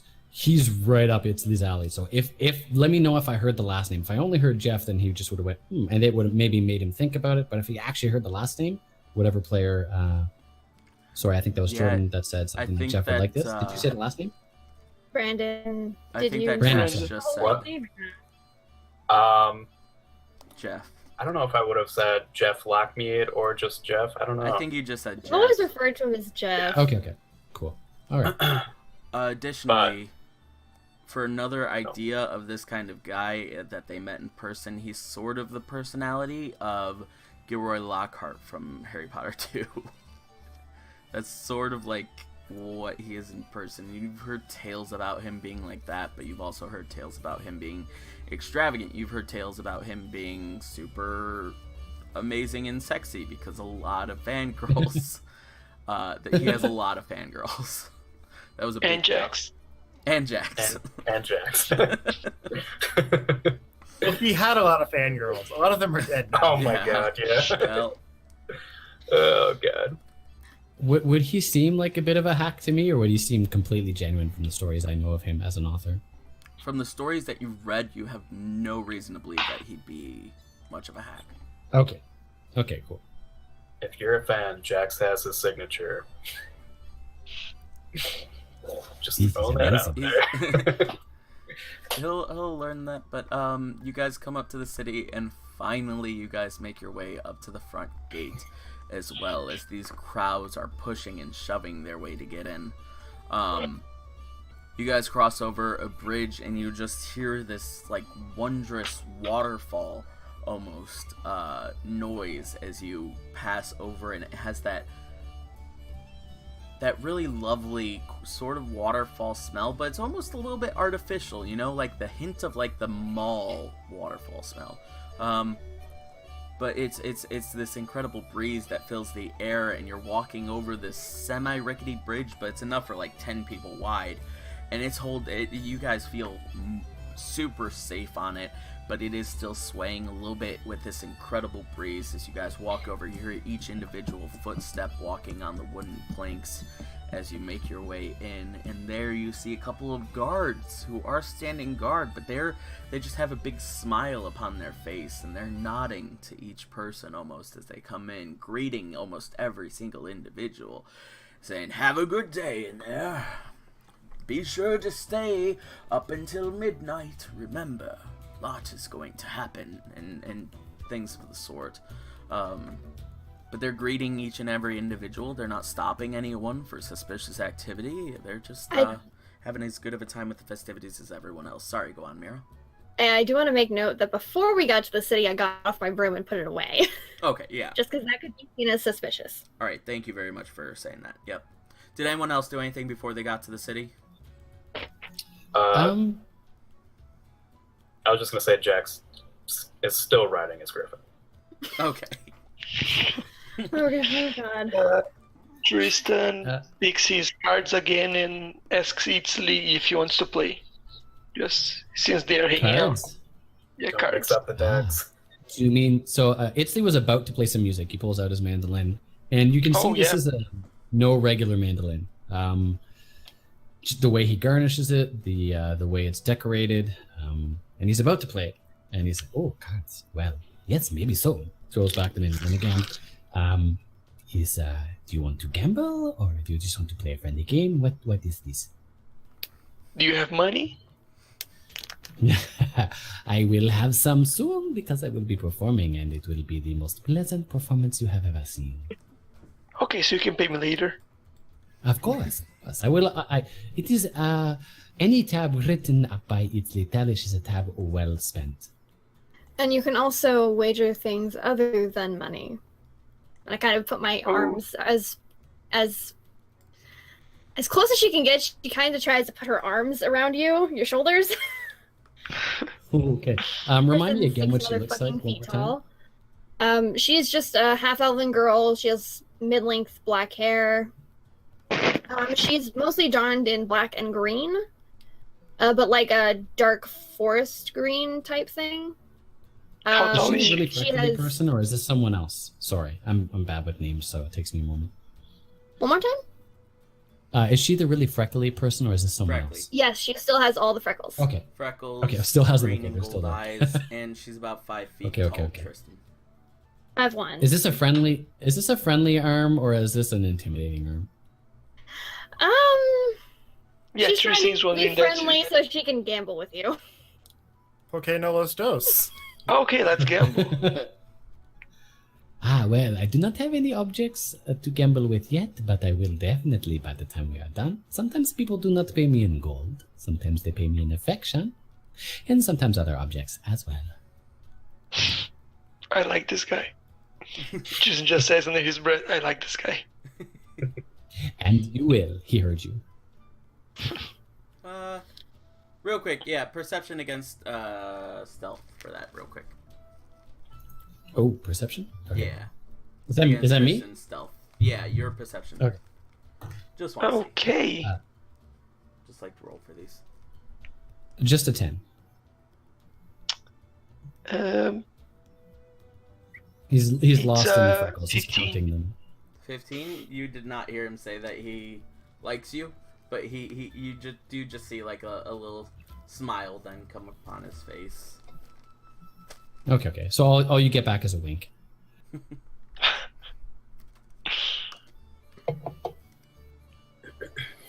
Okay, Austin, please. All right. So you guys continue on then the passage, and now is when you guys come to the bridge and everything. And you guys make your way into the city, and very lavishly, like almost riding an elephant, there's Jax riding on the griffin as the griffin puts extra effort in his steps to sway back and forth so that Jax's body is just lopping side to side a little bit with a big grin on his face with a sort of a makeshift I forget what they're called, a makeshift the ropes that you hold onto for a horse from the mouth. What's that called again? Reins. Thank you. You have sort of makeshift reins made up around that you just took a rope and wrapped it around the griffin's neck and her holding onto that just for like the view of having it sort of a bit more under control, but it's very under control as is. And as it comes in, this bird, these beaks open up and get ready to like make a really loud chirp or something like that, but it's just this audible lion's roar as you guys continue to step in, and people are like, whoa, look at that, as you walk by, and you're sort of leading the group who's all about 10 feet within your distance, walking into it, and the guards have this very pleasant look on their face seeing this, like they're seeing something extravagant that they've never seen before, and they're like just two little children seeing it for the first time. They're like, whoa, welcome to Asante. Be sure to have a good time in there. You too, fella, as he looks at the griffin and says that. As he smiles and nods. Feeling like a badass. You guys make your way into this big open clearing, which is just full of stalls set up very makeshift-like, and people, this huge crowd. Sorry, hiccup. With little passageways. Another hiccup, jeez. In between, like, very makeshift little passageways where they crowds will allow people to walk through. But each one leading to one of the major roads here. As they head down, there's another road here, actually. And then another exit, which actually leads to this one is gated off. You're not quite sure what it is. The guards don't seem quite as enthralled with everything, but they still seem relatively nice and happy, but they're just standing there, post out there. And you guys know that everything will be happening more so by the way that the crowds are moving, more so off in this direction. You guys can see passages the moment they come in from here, walking right over here. A few people will stray off and go look at a couple of the stands and the stalls, see what they have for sale and stuff of the sort. Do we have much time before... Sorry, go ahead. I was just going to say, and also the smell of baked nuts fills the air as well. Go on. Delicious. How much time do we have before prime time? Like the time that is the best time to perform? What you would guess is that really any time would be prime time. You wouldn't want to... Being a performer, you know that you wouldn't want to take away from the main act, the main reason why most of these people are here, which is the Solstace, which happens at night, which where the moon turns blue. You know, the god apparently is supposed to come down and talk to everyone. But before that... So people probably... it would probably be to catch people's attention late into the night after that happens. Like, people stick around after midnight kind of thing, or whatever. If anything before... because after Okay. midnight, there will be a few people staying up and drinking, but you would bet that most people would go to bed after the festivities end, call it a night, because it's a time where parents and kids stay up late and do this thing, and then the families are going to leave, kids are going to go to bed, they're not going to go off, they're all going to be staying at the individual inns that they have set up throughout the city, but they will the streets will probably clear off pretty quickly once it gets later on in the evening past the solstice. Okay. What time is it now? It's about noon. Oh, yeah, last time. Okay, cool. Would we know if I'm there's not- gonna be rooms in an inn, or is this gonna be too like packed here? You're Like- not sure. Okay. You're not sure yet. There might be. I'm gonna rooms- try and Sorry, go on. I'm gonna try and look for a produce stand as we're going, just to. Why do you need As we go. lemons? Okay. Yeah. Yeah, you definitely see one. It's not off this this main area here. Most of these people are selling like specially baked stuff and individual wares, more so trinkets for like the festivities, some very DIY like made stuff as well that they're selling for the occasion of the solstice, whether it be like a little moon pendant that's been dyed blue or something like that, you know, just various My items people. like that. Yeah. It's very, very much so Etsy kind of place. Sorry, Austin. Can real- Tristan find a stand where I can etch the dragon fangs on the necklace? Possibly, but real quick, yeah, let's see. Perception check? As you go about, no, actually, I rolled to see if there was one available in the world. Okay. And as you go about, you don't really see any like stations available for really doing it yourself. A lot of what they're selling is just stuff that they've done in particular, and Okay. not much of it does seem to be any engraved kind of things either. Okay. And Mira, as you walk about, you finally do come to a little fruit stand as you guys start making your way as the crowd begins to go this direction. Right over here is this little fruit stand.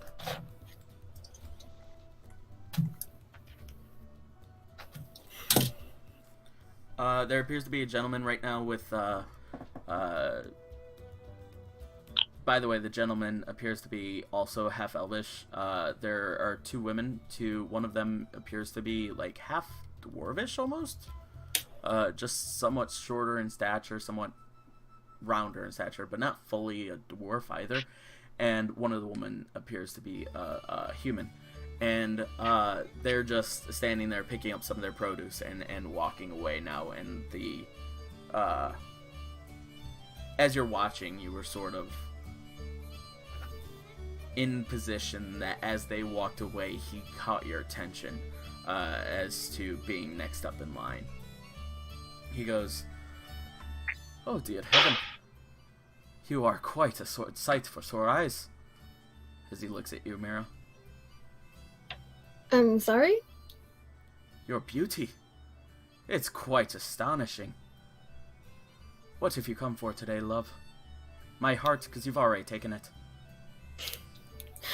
I just need a lemon. A lemon? Just one? How about a dozen? Oh, I don't want them to go bad and to waste. I just need one. A single lemon. What are you doing?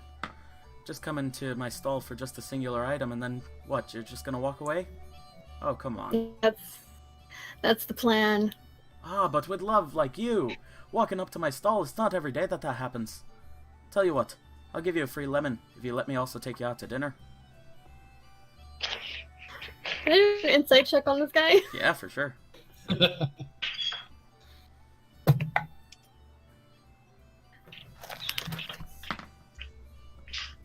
14. He seems smitten. He seems to just think that you're really attractive and beautiful. He is also half elf. Like, what does he look like? How old is he? He's taller, also rather lanky. He's about, I want to say 5'11", 5'10". He has longer hair. It's actually sort of a mix. It's like a dirty blonde is the best way to describe it. Whereas most elves that you see, it's either white or black, or I should say more silvery kind of, or black or something like that. This is just like a dirty blonde, long hair, which goes past his shoulders. Looks rather muscular with a thin jaw that moves into more of a point than anything else. Pointed ears, of course. And his eyes are blue. And he appears to be wearing actually just like a sort of like a chef's smock kind of thing over some clothes, which just appear to be somewhat nicer rags, somewhat nicer, like middle apparel.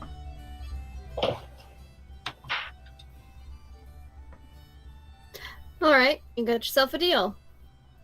Oh, I wasn't expecting this kind of luck today. Tell you what, I will meet you at Mooncrest Tavern at 8 o'clock.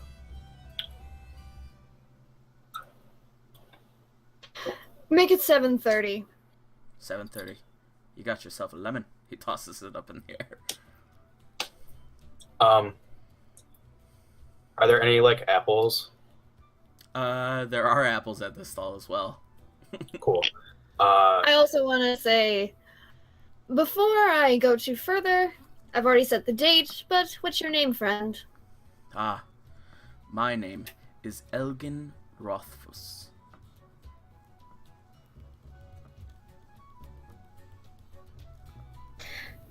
Pleasure to meet you. And yourself, my lady. How about yours?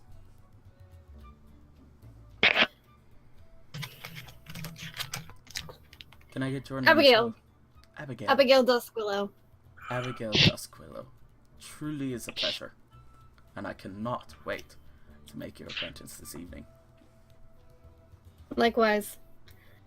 And I take my lemon, I kind of give a little lingering look, and I start walking away. Alright. He continues to watch you as you go off in the distance, and Jax, you sort of see like a little from his eyes as she walks away. Then I'm still on my griffin, by the way. And Itzley's writing stuff down. He's like, the man who found love with but just a lemon. Aww. He's like thinking about making a story out of it already. This is amazing. He All sees had was that. a lemon. He sees her walk away, and just out of the corner of his eye, he sees a fire Denasi, a dragonborn riding a griffin, a Yuan-Ti, just sitting there riding wide-eyed, looking up at him. And then, of course, a fighter as well. And he's just like, oh, dearie. Sorry, you startled me there. I got caught in a moment. What can I get you, fella? So he looks up at, Jax, who's up next, pretty much. Right before that, I'm gonna kind of whisper to Zash, quick, Okay. lean down off the griffin and be like, I thought she had a thing for you. You guys are always doing that back and forth thing. This is awkward. And then I'll continue up. You say that and because you did this a bit post-actively, right? This is something that happened a little bit before he got your attention. Right. Yep. You say that right at the moment that right afterwards she says Abigail Duskwillow, and she gives the false name as information. Then you just sort of tilt your head a little bit, and they're like, "Huh, I don't know what's going on." So yeah. We're gonna say something, Justin. Oh, please. Sorry. One more time, Oh, you cut out. I didn't want to interrupt. No, yeah, Tristan just looking around, trying to figure out what just happened. Because Also, I think Justin was going to reply to me. Yeah. I mean, I never know what's going on with her, but hey, when life hands you lemons, am I right? Yeah, you just eat them. when I walk up and Gosh darn it, Justin. So, back once again in the moment. So what can I get you? He says. can I get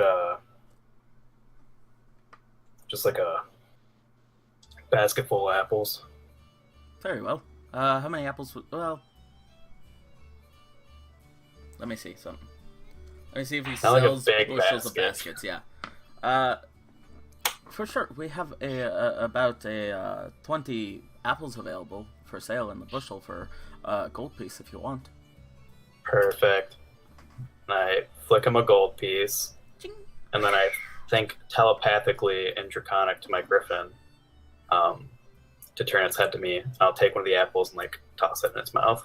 You toss it up, and the griffin didn't move when you told him to turn his head, but once you toss it up into the air, like he was so ready for it, he just quickly... And you just watch these beaks sort of crunch on the apple as little bits do spew out, but most of it stays in his mouth, and he nods his head a little bit up and down as he's trying to chew, and then he just swallows and shakes his coat as the feathers flail up and down and shake in this majestic kind of flow.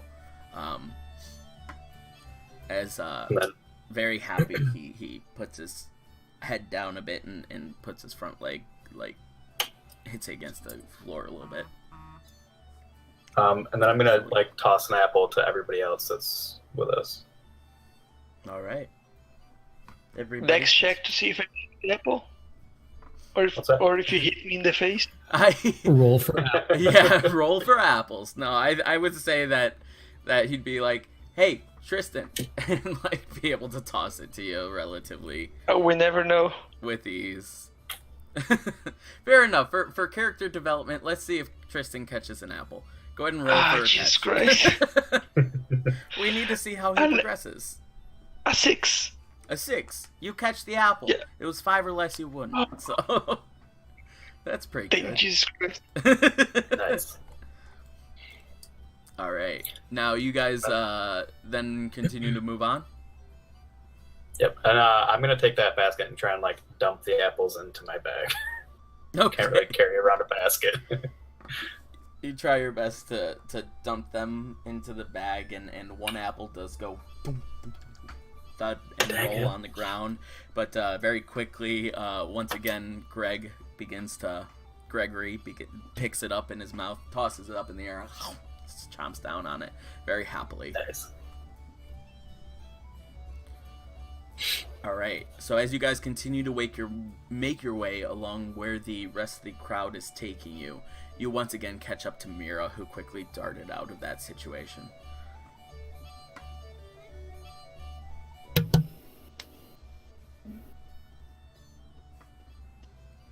Do you guys want to check anything out in the local area? Did Itzli want to set up shop yet and begin to... Yeah, so that's a great question. So Itzli would look for a place that is crowded and actually try to do something moderately performer aggressive, and that is pull out the mandolin and start playing in an area that's really crowded and kind of like outperform someone else to take over their spot. So a bit of a parasitic movement instead of creating his own area, but okay. Yeah, for sure. In fact, as you're walking along this path here, you guys are just following the main path of the crowd, is where everybody takes you. And as you walk up this way, you see someone sort of entertaining right here at sort of this intersection. But you noticed that you just walked by a nice little, sort of like a patchwork kind of garden up along the side of the road, right over here, that you feel would be a very good spot, not just for the crowds, because it seems like there are a lot more people foot traffic wise going between these 3 roads than there are these 3, but it's also like a nice little area for you to go off to the side. You'd have plenty of room to sit down, set up whatever you wish to, and get into the story, and people could hopefully crowd around relatively easily without getting too obstructive or in the way of foot traffic. much as you saw this guy doing, which he appeared to be doing some. You just hear distant ooh, ah, and occasional bits of fire flying upward. From the best you can tell, he appears to be some sort of fire eater or something of the sort. And so you get the idea, yeah, this would be a great idea to go here instead and upshow him a little bit. Upstage him.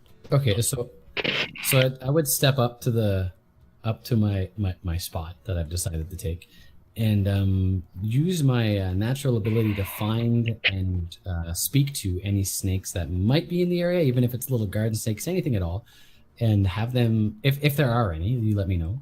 If there are not, then I'll just keep on moving on to another item. There are a couple. What's your ability once again?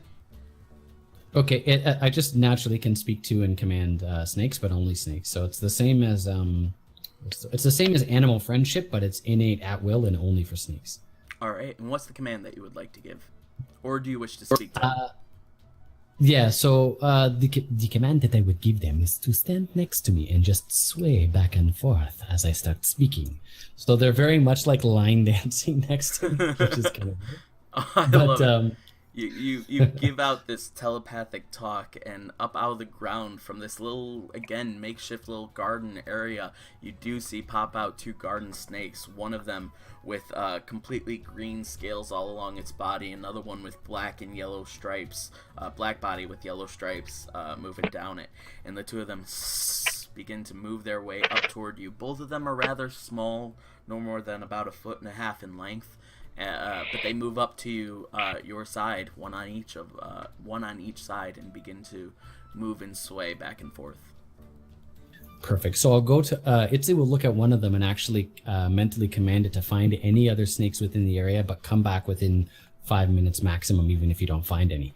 And then to the other snake, actually, because there's only one left and it looks a little weird, just me and him, have him like crawl up me and stand on my shoulder and keep dancing. And then Itzy looks to the roguish type, the shy guy earlier. I'm terrible with names, so I apologize. As a player, I apologize. I'll get to you. No, Tristan, me? To Tristan, and ask Tristan just really quickly, Tristan, what is the most dangerous enemy you have ever faced as a group? And just like... Tristan looks at the guys, the dragon? Maybe the dragon? What color dragon? Brass, right? Brass or bronze? That's what I was thinking. He's looking at Jax. Bronze, I believe. Okay. Yeah. You are bronze dragon. So Itzley starts telling a tale, and he just, as you know, one of the most dangerous creatures in the world is the bronze dragon. And the snake on his shoulder actually imitates a bronze dragon in a comedic way, so hopefully people will start laughing. And he pulls out his mandolin, and he very like homely country style in similar music to what he would think would be played here, starts telling a story of a bronze dragon that just wreaks havoc on as many people as possible, and then sorry about that, and then goes into telling a tale about adventurers that faced it in a very dangerous way. I won't get into it. I won't go too long because I don't want to steal too much time. But after a minute, let's see here. Features and traits. While you do that real quick, as you begin telling the story, the crowds that are walking past, they continue to walk for a little bit, but you determine through, you continue to tell the story up until there's one little kid whose attention you grab, who's holding on to his mother's hand, and he pulls on his mother's hand, and the mother, you now have her attention. She begins to walk over as well. Slowly and surely the crowd begins to gather up around you. All the parents send their kids up to the front so that they can sit down in the front and have a great glimpse of the snake as he pantomimes these elaborate stories that you're telling for everyone. And the snake begins to move, and with every telling of the giant dragon and his fearsome roar, the snake will move forward, and when you say the roar, the kids all gasp in terror, but then the little snake actually attempts to like do a little bit of a roar, and the kids all begin to laugh and begin to chuckle at it, and the parents are all smiling, look at their kids and smiling along to the story, and people begin to come around from all different directions from the town. Okay. Two things you'll notice that Itzley does in the story for the rest of the adventures is, one, whenever it's dragon motion, he actually takes his hands and makes fake wings behind the little snake so that the little snake can proudly be a dragon for the first time ever. And the snake actually acts proud, like sticks his chin up. Yeah. So to add as much personality to the snake as possible. And the other thing he does is when he talks about adventurers taking over this dragon, he very, very accurately describes you guys so that he throws as much fame and as much notice your way, like it or not, and drops his mandolin case and opens it so people can throw in money just at the right amount of time, just at that time when people seem to be most interested. And I use let's see, what's it called here? It's a very specific thing for my enthralling performance. So I choose 5 creatures that have been watching and listening to my performance for a minute, and they must make a wisdom saving throw or be charmed. Fail or not, they do not know that they're charmed at the end of this. So this is not something that people can know that I'm doing. But if they are charmed, they're charmed for a good hour, and they do like all they care about is talking about how awesome I am, and basically just being like enthralled by performance. Yeah. Okay.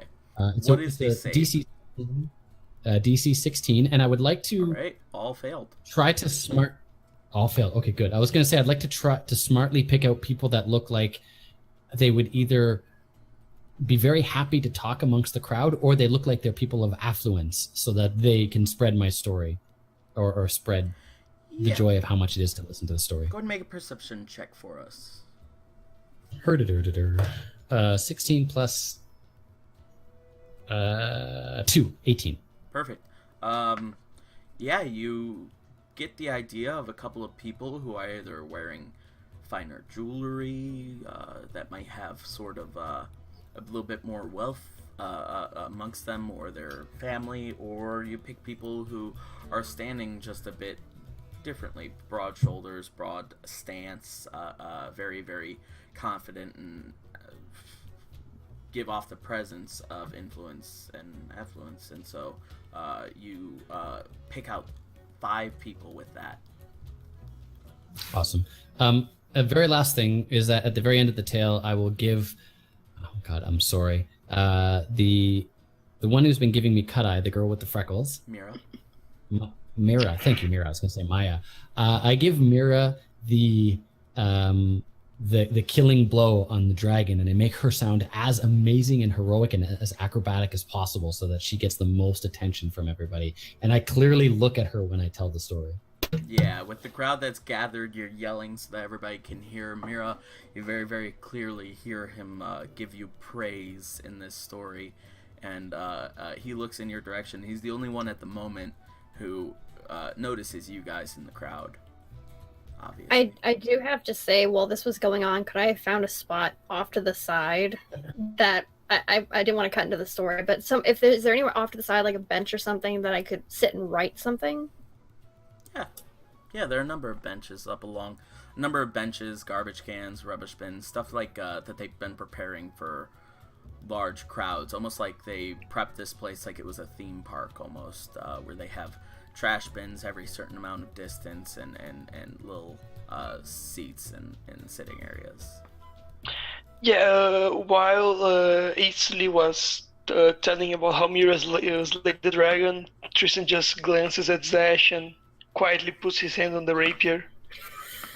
Just to be sure. Oh, he's clenching his fist so hard that it's red. He's silent. I'm guessing he's the one who made the killing blow? No, and he's real mad about it. Well, Wasn't it? I can't remember. Wasn't it Jax that did it? I was up Jax took because Zash is the one who hit him, but he had a few final words after his death blow, and then he peacefully went to the eternal rest, and Zash turned around to Jax turned around to Zash and was like, "Yep, took care of that," pretty much. No, didn't Zash shove his sword on the dragon's skull to kill him? No, that was I stabbed my sword through his skull after he took his last breath. Yeah. To make Zash think that I killed him, but really he died after Zash's blow. But anyway, Jax is watching, loving it, and he puts 5 gold in his thingy.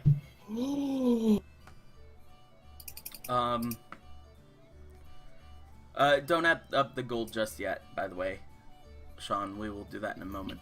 As you do that, Sure. Do you get off? You get off the Griffin, right? It's really crowded in this area. He's drawing quite a crowd. I guess. You say so. There's no real way that you'd be able to get up to his little mandolin case with the crowd unless you get off the Griffin.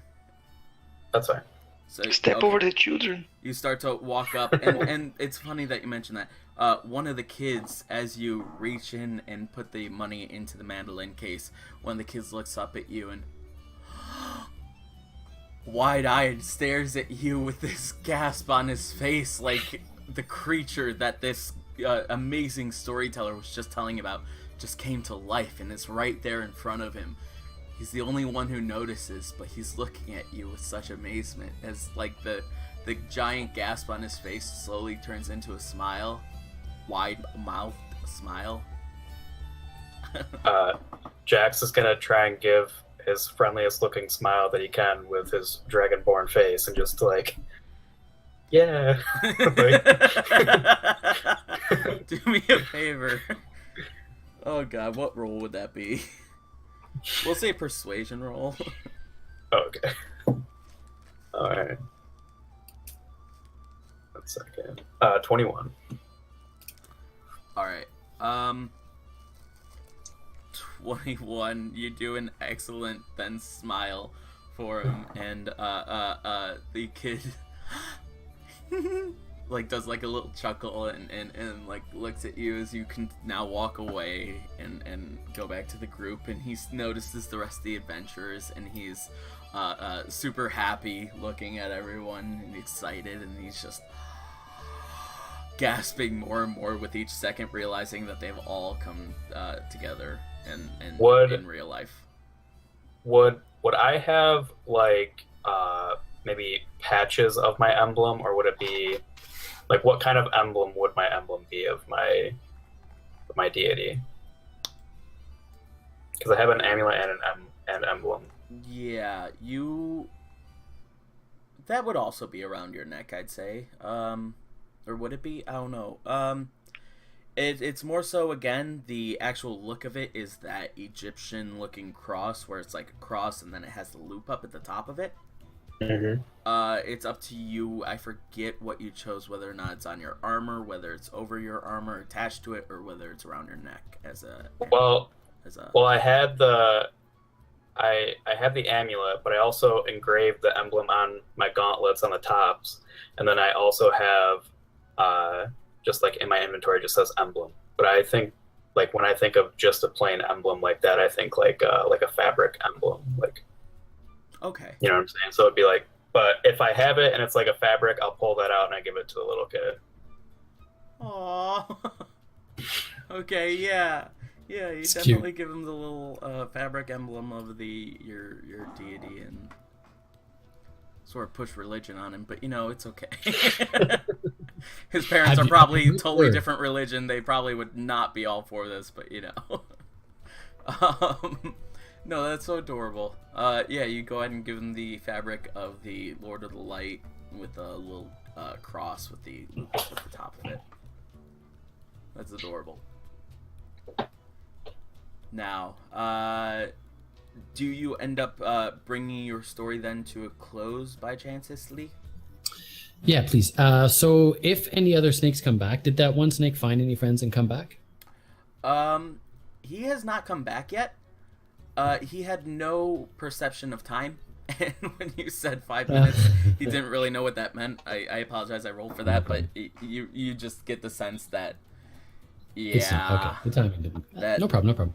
So, the story would close to the end as the adventurers take all of their loot and generously give it out to the townspeople and also to performers and people that speak their word. And I do that on purpose so that people will tip as heavily as possible. And then I thank them all and tell them to have a great summer solstice and to keep an eye out for all the special things that are going to happen later on tonight, and then just close it up. As you do that, people start moving forward through the crowd, tossing bits of coins into your mandolin case. It's about this time, too, that the small snake does appear with 2 other snakes coming up behind him as well. It was the black with yellow striped snake that you sent out, and he comes back with a similar looking red one with yellow stripes going all the way down, and one of them that is black with yellow and white stripes going all the way down. But like thick white stripes. Sorry, go on. Are they safe snakes? Like ones that could be you like would a gardener definitely snake? know that. You would definitely know that, Yeah. I think, right? Yeah.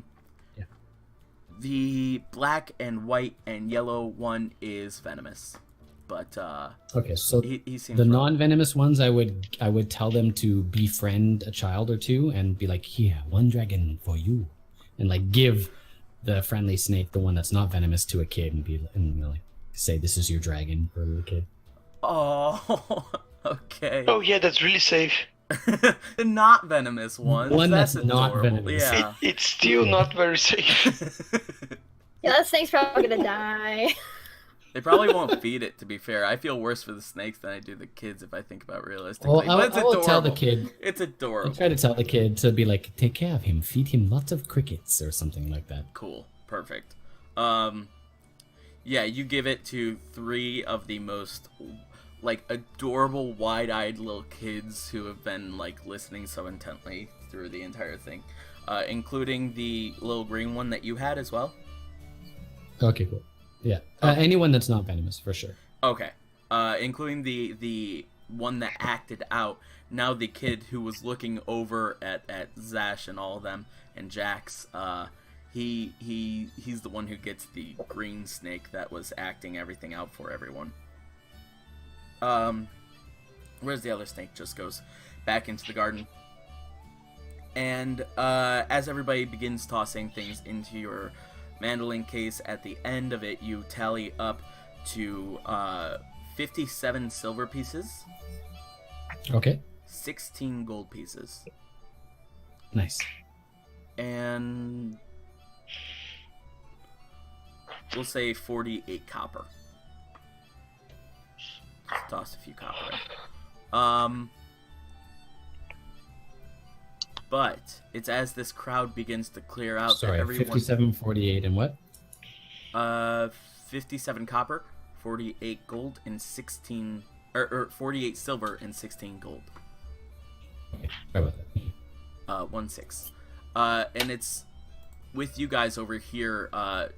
Jax once again on the griffin's shoulders certainly draws people's attention, but everybody who begins to shuffle out this way, they catch your attention, and now before you guys know it, you guys have a crowd swarming around you of people coming up asking for autographs, asking how it is that you defeated the creature, if you guys are the ones who actually did it, if you guys are the ones who saved an entire town from the demonic bronze dragon, if you guys were the ones who were able to do everything. They come around swarming up around you, moving in closer and closer. You guys feel a little bit claustrophobic and very flattered.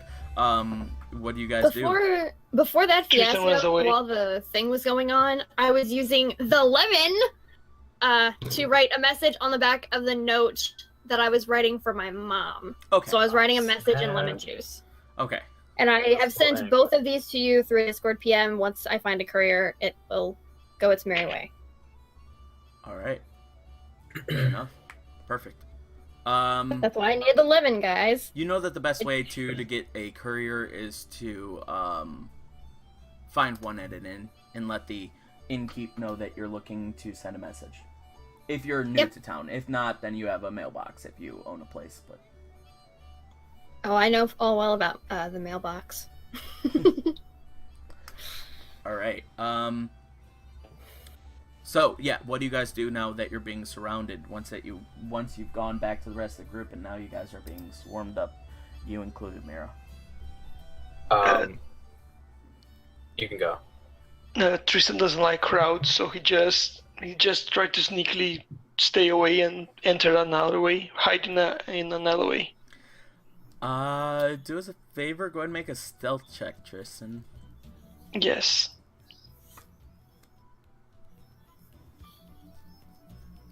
Uh, 16. 16. Yeah, no, you try to escape. There are so many people around you. There's not really.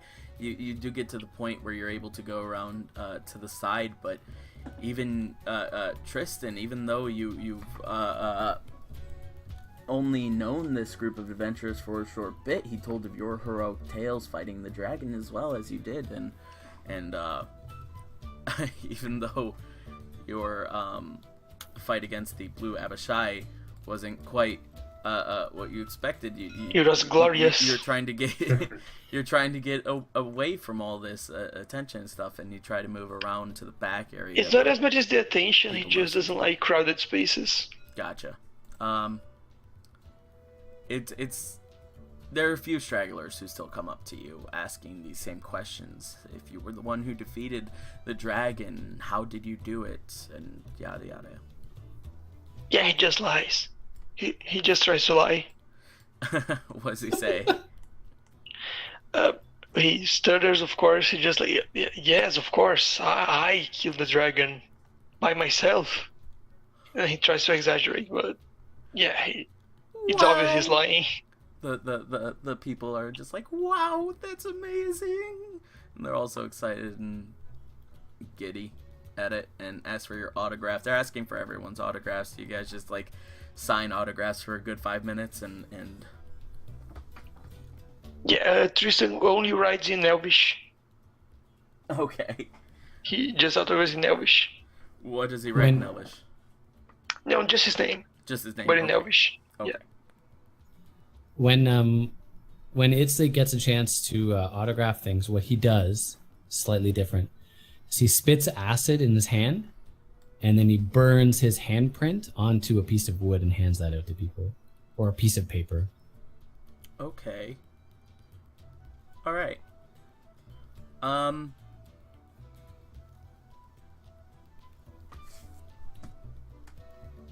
right. Yeah, you give out these nice little souvenir wooden plaques, or if someone doesn't want the wooden plaque and they come up having like one of the flyers, which are just on like nice parchment, telling about today's festivities and stuff like that. You turn it around to the back and put the acid on, and it doesn't burn all the way through the paper or parchment, and it just leaves a very nice impression of your handprint. Nice. But yeah, slowly but surely the crowd eventually makes its way away. The people who Isley have influenced have made their way off, and you can still subtly hear their telling of the story, and the telling of the story from other people as well about how excited they were. All the people who he influenced were people who gave him gold pieces after the show as well, and everybody separated and went their own way. Now, once again, the street is crowded, but crowded with sorts of people who are just trying to get from point A to point B. Occasionally, as you guys wander around, you guys will still see people who go wide-eyed as you pass by them and excited as you move along through the passageways. But do you guys still make your way to where the majority of the crowd is heading? I think we should probably find some place to stay before everything fills up and it gets late. I agree. We can move twice as fast. While we're going, I want to look and see if I see any thieves scanned anywhere. Fair enough. Go ahead and make a perception check. Also, you guys have been here. I'd say that you guys know of a couple of places. There's one right here which is relatively nice that you guys have stayed at before.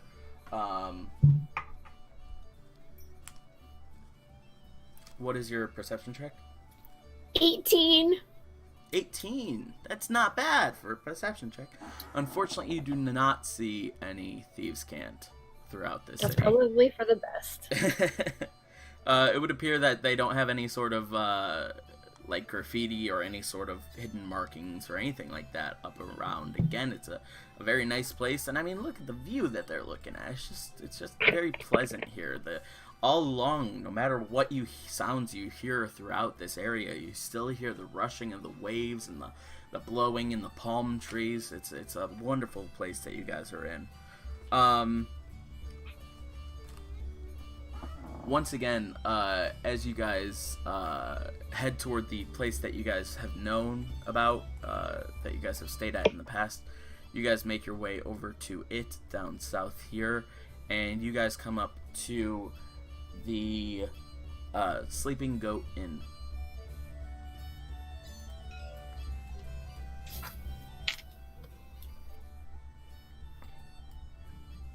This is as good a place as any. Have any of you been here before? I have heard good things. Yes, Mira and I have stayed here. Yep.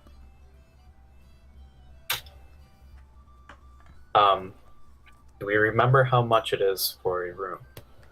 For a room per night, I believe it is like 2 gold.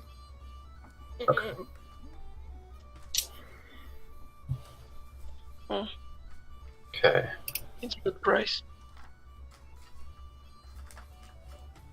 Yeah, this one is definitely cheaper. And as you guys walk in, there is a person behind the bar. It appears to be, it looks similar to someone that you met. It certainly reminds you of someone that you've met. I wouldn't say really so much in looks, I should say, as it does in the voice and the tone and the niceness. It is a older woman who would appear to be maybe a little bit of elvish to her, but mostly human, almost completely human, maybe very far down the way a little bit of elvish. And she says, "Hello there, dearies. What is it that you guys would like to be buying today? Are you looking for a room to stay in?" Yes. So maybe this Ash can't even be mean to. Huh?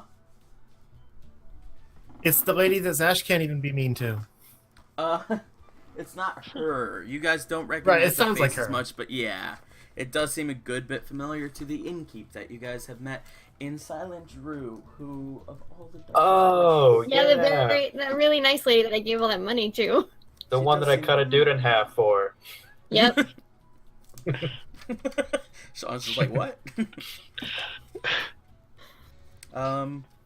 Good We times. need more than one room, actually, if you have it. Well, how I'm many are fine you with looking sharing. for? Well, I would like my own. I don't know. You can I bunk don't amongst mind. ourselves. I'll stay with Jax. Tristan just says, I can sleep on the floor. Buddy, you can get a bed. You don't gotta sleep on the floor. Oh, I don't mind, but yeah, of course, one bed. I don't mind sharing a room. New guy, you gonna share a room with us, buddy? Yes, of course. Actually, yeah, if you wish. What kind of inn is this? What is its structure? Like, does it have room for someone to perform in the main room, or?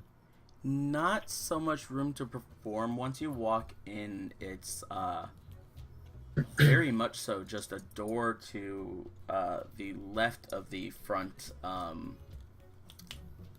front desk kind of area that the lady is standing behind. A door on her right, I'm sorry, to your guys' left, and to her left, to your guys' right, there are stairs that lead up. There's not much space for it. It would appear that these stairs lead up to many of the rooms, and then you would assume from the outside that it is 3 stories, so there must be maybe another story after that. But Would there be a garden, maybe? Outside? Outside? A garden that the hotel runs? The hotel does not run a garden, no. I mean, if they had one. My words got jumbled. They don't really have a garden. They don't even have much room here. There are occasional spots where there will be just sitting areas and resting areas. Again, it's made more of a theme park layout that they have lots of little sitting areas and stuff like that. But and a few places of flora and fauna to grow, and they're well maintained with different plants and stuff. But not really any sort of gardens, and certainly no rooftop gardens or anything like that.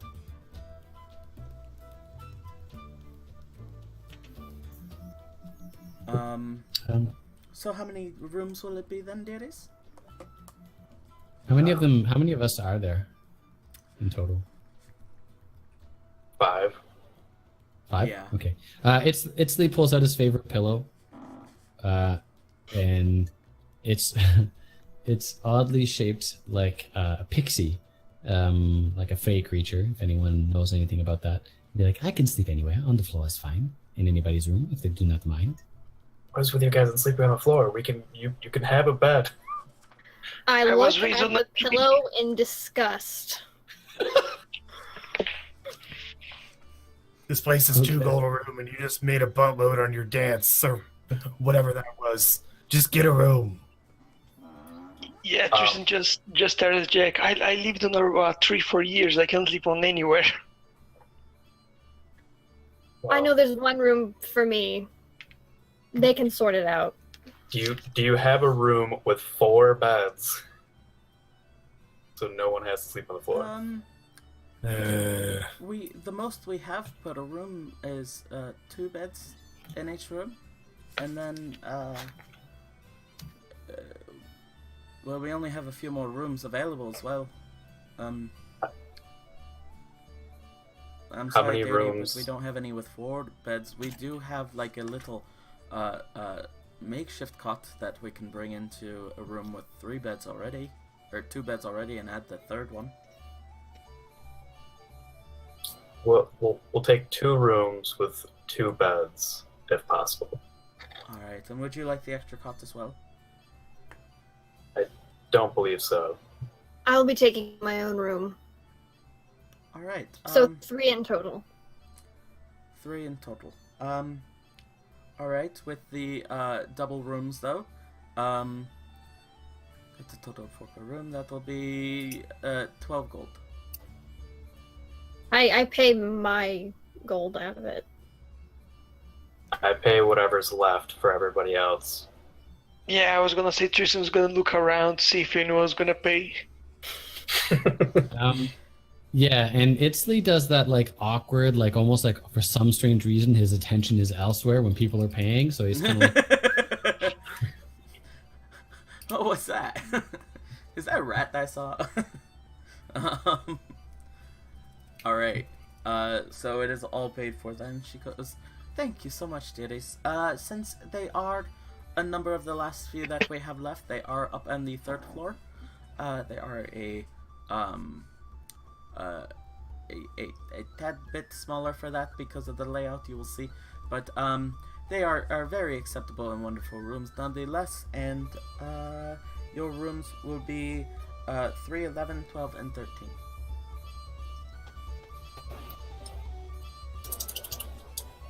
Which one has the single bed, or do they all have doubles? Well, I gave you all double rooms if that was alright, she said. I apologize, did you actually say that you wanted a single? Yeah, I wanted to be Fair in a enough. room by myself. Then she actually gave you... Okay, so it was 10 gold for the lot of you. Not 12. And that's something that And I then missed. I I paid apologize my again. 2. So, yes, you paid your 2 because that was 10. And then 4 for each double room. She goes, okay, so that's 3, 11, and 12 for you two. And for the missus, you have room 209 on the 2nd floor. Right.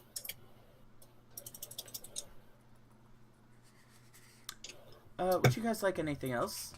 We have a continental breakfast in the morning. I actually need a letter sent to Thornapple. Yes, of course. You could leave it here and go ahead and leave a silver piece, and I will make sure that it goes on its merry way. I do The that. silver piece is not for me, of course. It's for the carrier. Of course. And then I'm going to take out my apples and just kind of like dump them on the desk. Could you give these to the chef here and ask if they could fix something up special for our rooms and just send it there whenever it's done or when we get back? Quite a bit of an unusual request after all, but I would think so. I mean, of course, there will be not the normal room service charge, but there will be a small charge as well, if that's all right. That's fine. Tristan just go ahead and puts 5 gold pieces on the table. Oh, fair, very fair. Usually per meal it's about a silver piece, but No, please. thank you so much, dear. I will make sure that any excess goes to where it's properly earned. Thank you. She goes ahead and takes that. Yes, of course. I will see what they can dish up, and don't forget to hit all the festivities. After all, a lot of things are beginning as it starts to get closer and closer to dusk. And you do not want to miss all the trees as they slowly turn to blue. Yes, we're all very excited. Now we head to the crowd. Sorry. No problem. And here are your keys, and she hands you your keys, and so you guys head out to the crowd once again outside. I'm Awesome. gonna duck into a corner and use my glamour studded leather armor and make it look like I am wearing a blue dress, which what I would think that the leaves would turn into, the color, with a silver bodice that's just etched with elven designs. She get ready for her date. Yeah, I was gonna ask, is she I going use to the my date? magical items, gosh darn it. Also, real quick, Rachel, can you remind Yes. me what I told you the name of the place that you're meeting Elgin is called? It is called the Mooncrest Tavern, Thank you. You had something which my dress is very fitting for. Yeah. All right. So, where did you guys head out to? Did you guys check out the rooms? Did you guys head back out to the area outside? I apologize. What was? I think we were gonna head right to the crowd. Yeah. Follow the crowd. Head right to the festivities, don't want to miss anything kind of thing. How long do we have until the big event? By now, with the story and everything, earlier when you guys got to the city, it was a little bit past noon, so about 1 o'clock. You guys, I would say about now, it's maybe 4 or 5, somewhere in between there. Solstice is usually around 7 or something like that, right? Or no? The solstice does not begin until about midnight. Oh, sorry. Okay. No worries.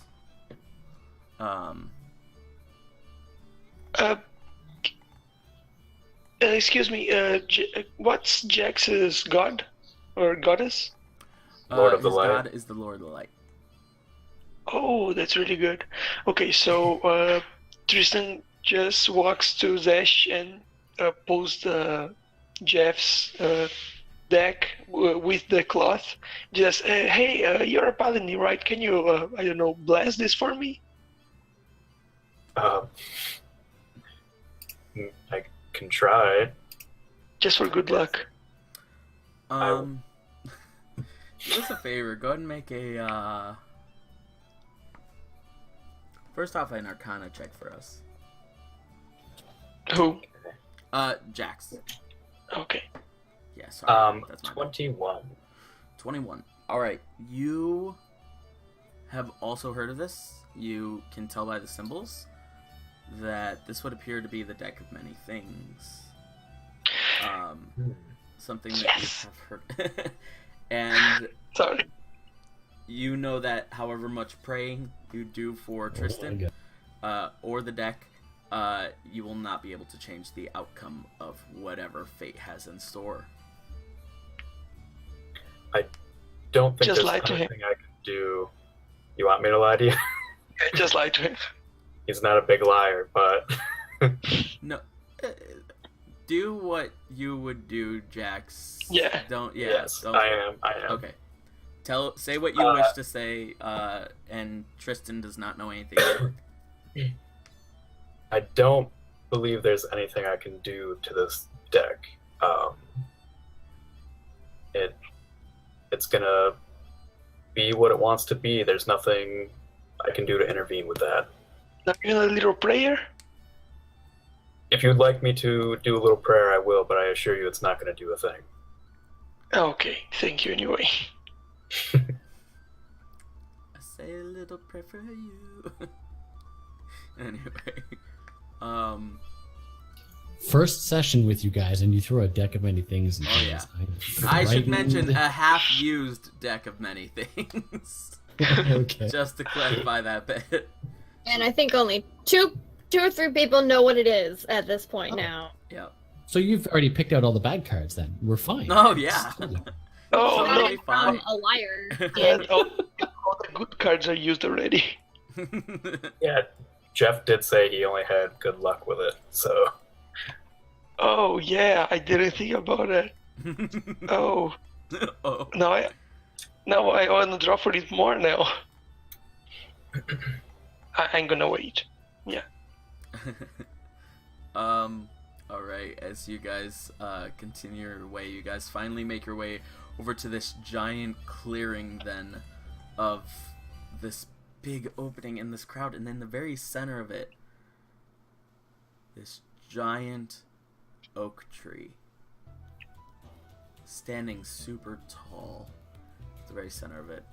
Not quite like what you guys have seen with the pine trees that you guys were in seeing in the town of Lum, or anything like that, but it still stands like twice the height of most of these buildings, and it's big, it's round, right here in the very center of it. This is where you get the idea. Most people say that the goddess does come down and meet with the people of Asante once she finally comes during the Summer Solstice Festival. But the crowds here are massive. They're all keeping a good bit of a distance. Some of them will go up like to the oak tree and like put their hand on it a little bit and just feel, especially like kids and stuff like that, just feel this mighty tree with this life flowing through it almost noticeably. Having been here before, would we know the name of the goddess? Or at least the ones who have been here during the festival? Or being a paladin who has a god. Forget who is the one who rolled pretty well on this. I rolled the nat 20 on the Yeah, Mira. city check. You do remember it, or / know it, because you guys were not there during the time of the summer solstice. Sehanine Moonbow. Sehanine. Sehanine Moonbow. She is an elven goddess of knowledge. Of course she's an elfin goddess. And again, with the town of Lum so close south, a lot of elven influence is present everywhere that you look.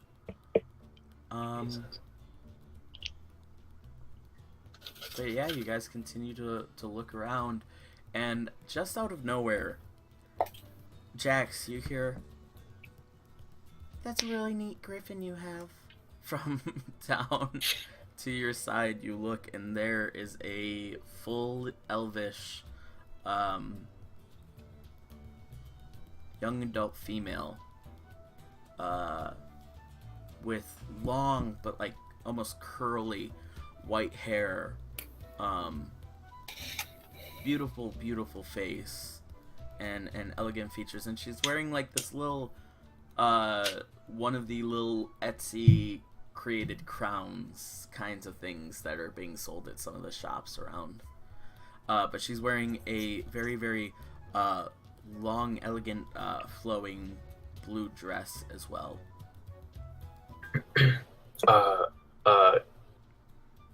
Yeah. His name is Gregory.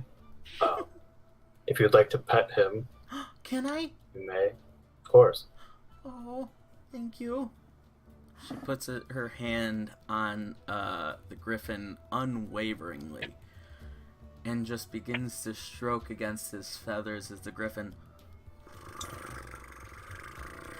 begins to let out sort of like a mix of like a purr and sort of like just heavy eagle breathing kind of thing, and very happily moves into it and very happily accepts the petting from this girl. Would you like to take a ride? Really? Mhm. Oh, how do I get on? Do I just? I jump up with put my you? arm down and lift her up behind me. She goes flying up. With ease, she's able to hoist one leg up over the griffin and she saddles the griffin well enough that she's not immediately falling, but now her unwavering no fear kind of personality changes a little bit as she very quickly and tightly grasps onto you and holds you tight to make sure that she doesn't fall off. Oh, sorry. She releases her grasp a little bit. I just got nervous for a second. You're alright.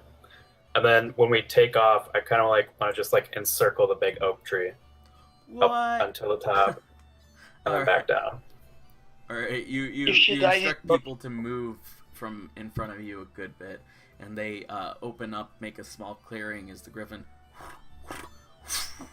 takes off in this very elegant manner and begins to circle around with its wings outstretched in the perfect circle where the tip of the one wing is almost stationary in this circle around the tree so that it's able to turn perfectly around it. With the two of you on its back, it seems to be not at all impeded in its flying ability, and it's just flying around in a circle around it. As she looks down at the top of the tree and smiles really big and starts to giggle and laugh. What's your name? My name's Jax, and what's yours? My name is Lily. Lily Moonsprite. She says it just like that. Like she forgot her name. Insight check. Okay. Not good. Well, it's not terrible. 14. Her name is Lily Moonsprite. All right. Very nice to meet you, Lily Moonsprite. And you. What brings you to the festival? My friends and I are actually on our way to the Citadel and chose to escort Bard with a very lovely singing voice, by the way. It's fantastic. To this town here and chose to hang out for the festivities. Well, I'd say it's more than just festivities. This town really comes alive this time of year, don't you think? It's my first time here this time of year, but yeah, it seems to. Have you been here any other time of year? Yes, my friend down there. We've traveled here before. Was it as lively then? It was not. Was it as lively? It was not, yeah. No, it was not. Oh. Awesome, she says, like very giddily and happily. This is my favorite city, she says. And why is that? Is it just for this festival? No. The festival came after it was my favorite city. I don't know. It's just a mix of all the, mix. There's so many different cultures, so many different people. Like you! And your friend here, as she looks down at the griffin. That's true. It's a good reason to like a place. I also like Jakku, but they're not as open. They're very bigoted against many people. Do I know much about Jakku? Go make a history check. That's good.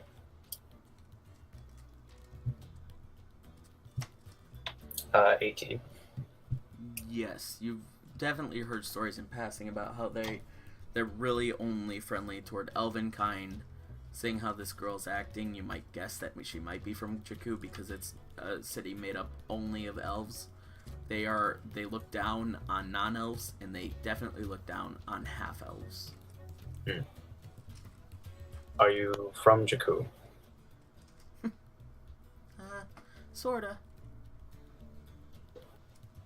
She says, What do you- like, just, yeah, she says just giddily, is sort of like trying to steer the conversation away, but holds you really close once again. What do you mean, sorta? I mean, sorta. I mean, like, yeah, I've been there. Where are you from? Where? I'm from a place called Mirage. Oh.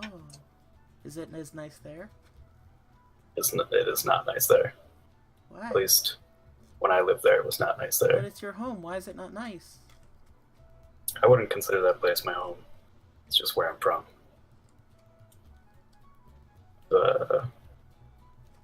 Where is your home? I wouldn't say I have a home right now. My home is with my companions down there. Where they go, I go. That's nice.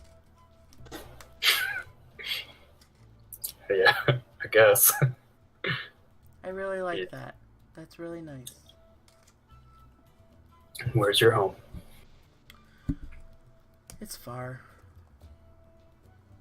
How far?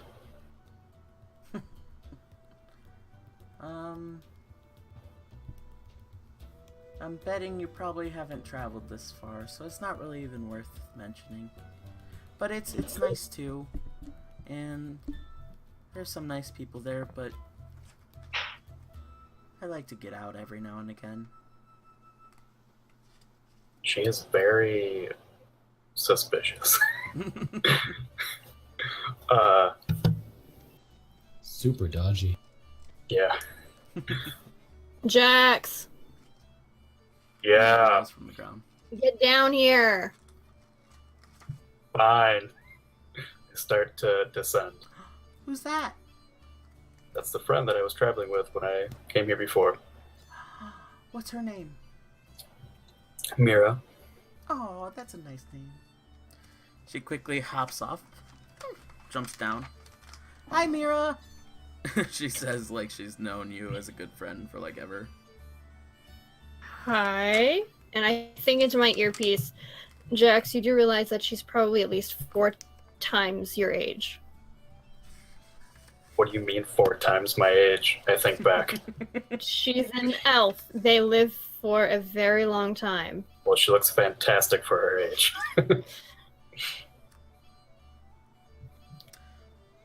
What's your name, sweetheart? Yeah, I was just about to ask. Brandon, what did I tell you her name was? I realized I didn't write that one down. Lily Moonsprite. Because I was so adamant about her being... With a question mark. Yeah. Hi, my name is Lily Moonsprite. Hey. I'm Mira, Yeah, Elder. of course, it's awesome to meet you. She shakes your hand really happily and giddily. Can I get a feel for this girl? 'Cause she's kind of spacey. You lost Fred again. Yeah, I'll say since she... Oh, no. I'd say since she seemed to know who you were right at the beginning and you didn't know her, that you'd want to do a little bit of an inside check. I'll be right back. Okay. It's an 18 total.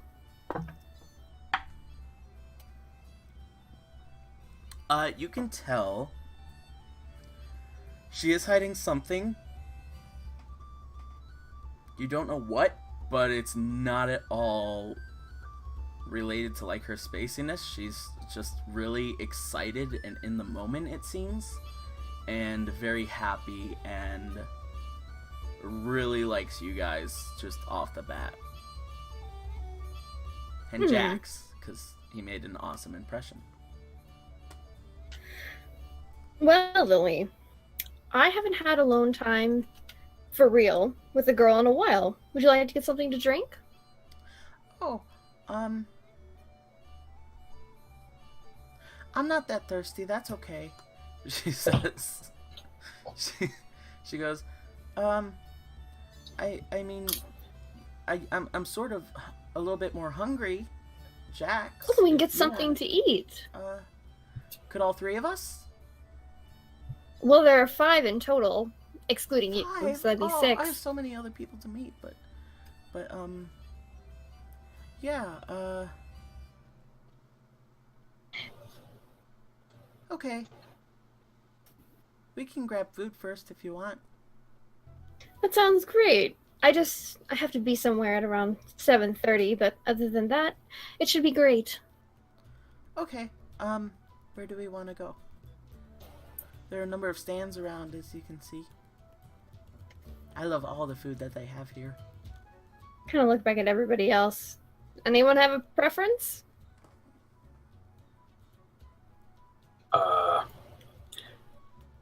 Not that anyone will probably really remember, but when was the last time that we ate actual meat? I think it was the one time with Kel we had like sausages. Other than that, we've been eating like our rations and like Been off rations. and then my weird fungus plant.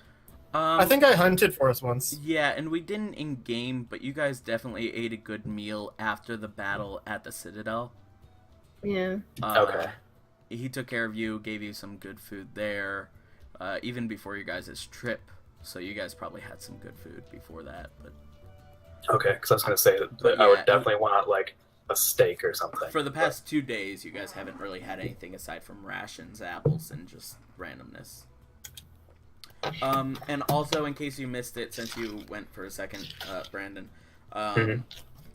Lily was saying that she wanted to, Mira asked her if she wanted to go off, and she asked, she asked if she wanted to go get a drink, and she said, well, I'm not very thirsty, but I may be hungry, Jax, if you wanted to go out and get something to eat. And then, Mira said, well, we can get something to eat, and then she said, well, can all 3 of us go? Okay. Yeah. Alright. Just thought you should know, because Jax heard that. Yeah. She digs me. It's cool.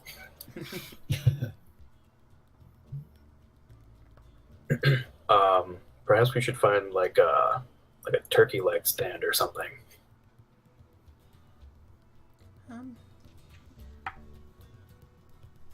Yeah. They definitely have those. Cool. And you say that as the smell of the turkey is definitely wafting over in your guys' direction and sort of making your mouths water a little bit.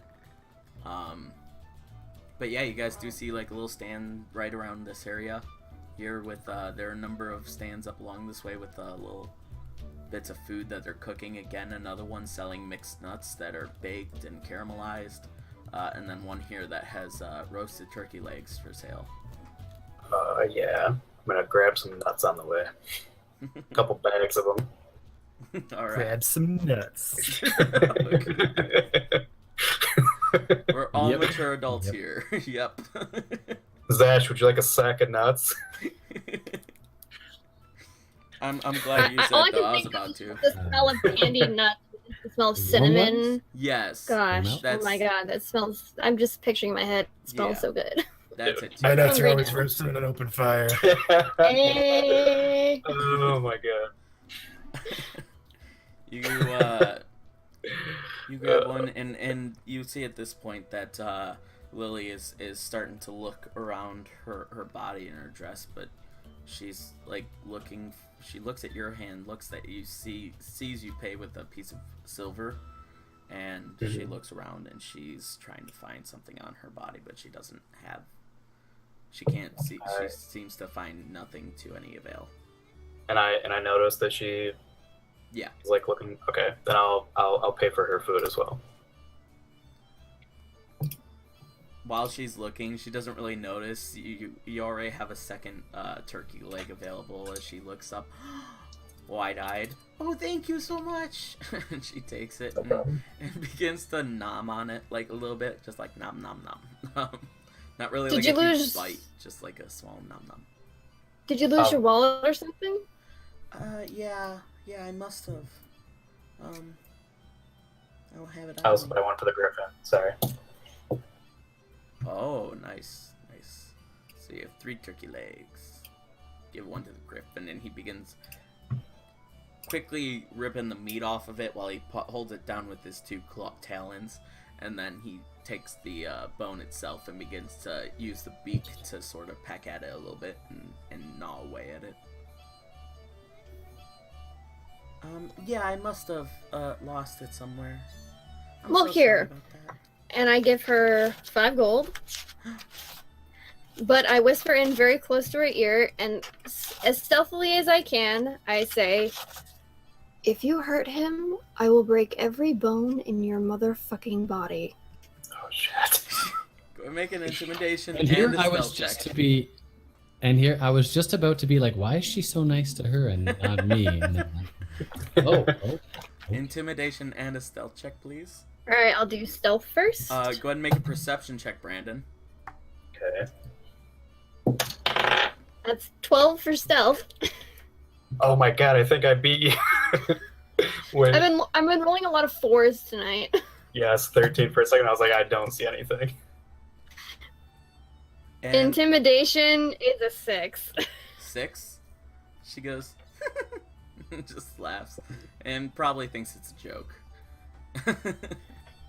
That just means she's off guard. But I got a 13. Like I just just beat it. Okay, yeah, you can tell. You can tell that Mira whispers something, you're not quite sure, but you hear the word fucking. You hear the swear, you hear like it's not a friendly little girl chat. Jack's like mid bite is just like what me I walk away. fucking what? Tries to like kind of like whisper because there's children around. I've walked away. She walked away. Oh my gosh, this is so delicious. Thank you so much. That was so nice. And she's so nice. She gave me all this money.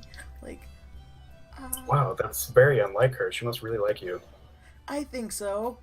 She says. And I'm mowing my turkey leg right now.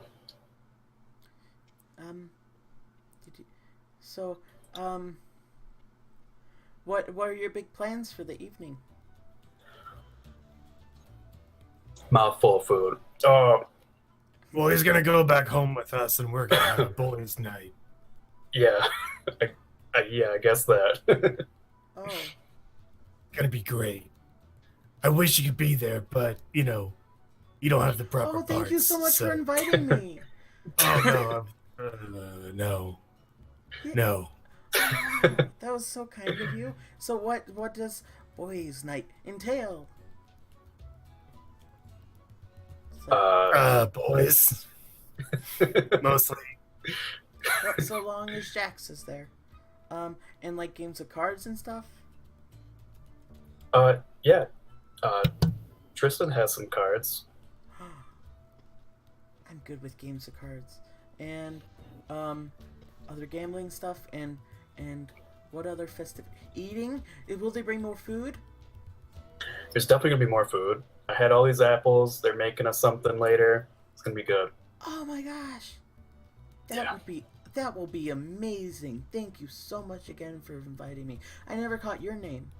She says all that to Zash at the end.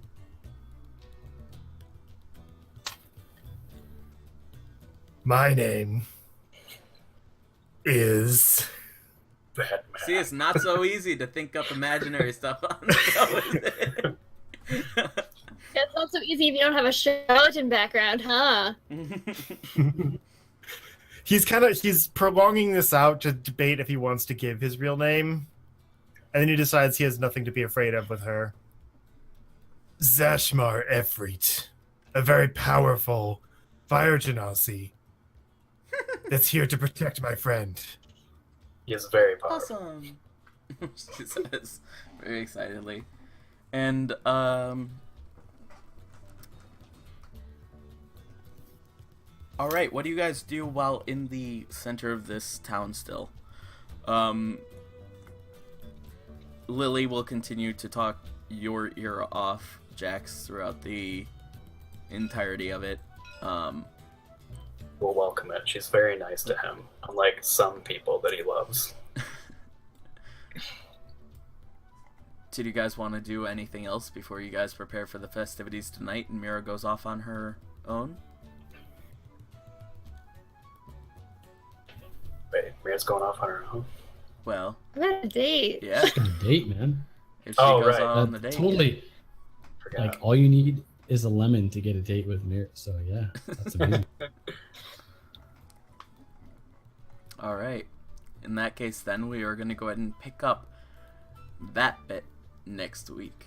Thank you so much for watching, everyone, and staying tuned all the way till 9 o'clock. You are amazing to watch all the way through that, and we very much so appreciate it. Be sure to click subscribe, and it will end up in that little follower goal up ahead, and we will see that. If you guys would like to follow, it is free to follow here on Twitch, which is, again, www.twitch.tv/TheMajesticGamin, Gamin, no G, as well as the YouTube channel, The Majestic, which you can find just by searching The Majestic, or by going to youtube.com/The Majestic, where we upload the same videos that you see here each and every week as well. So we hope to see you guys again soon, and thank you so much for watching.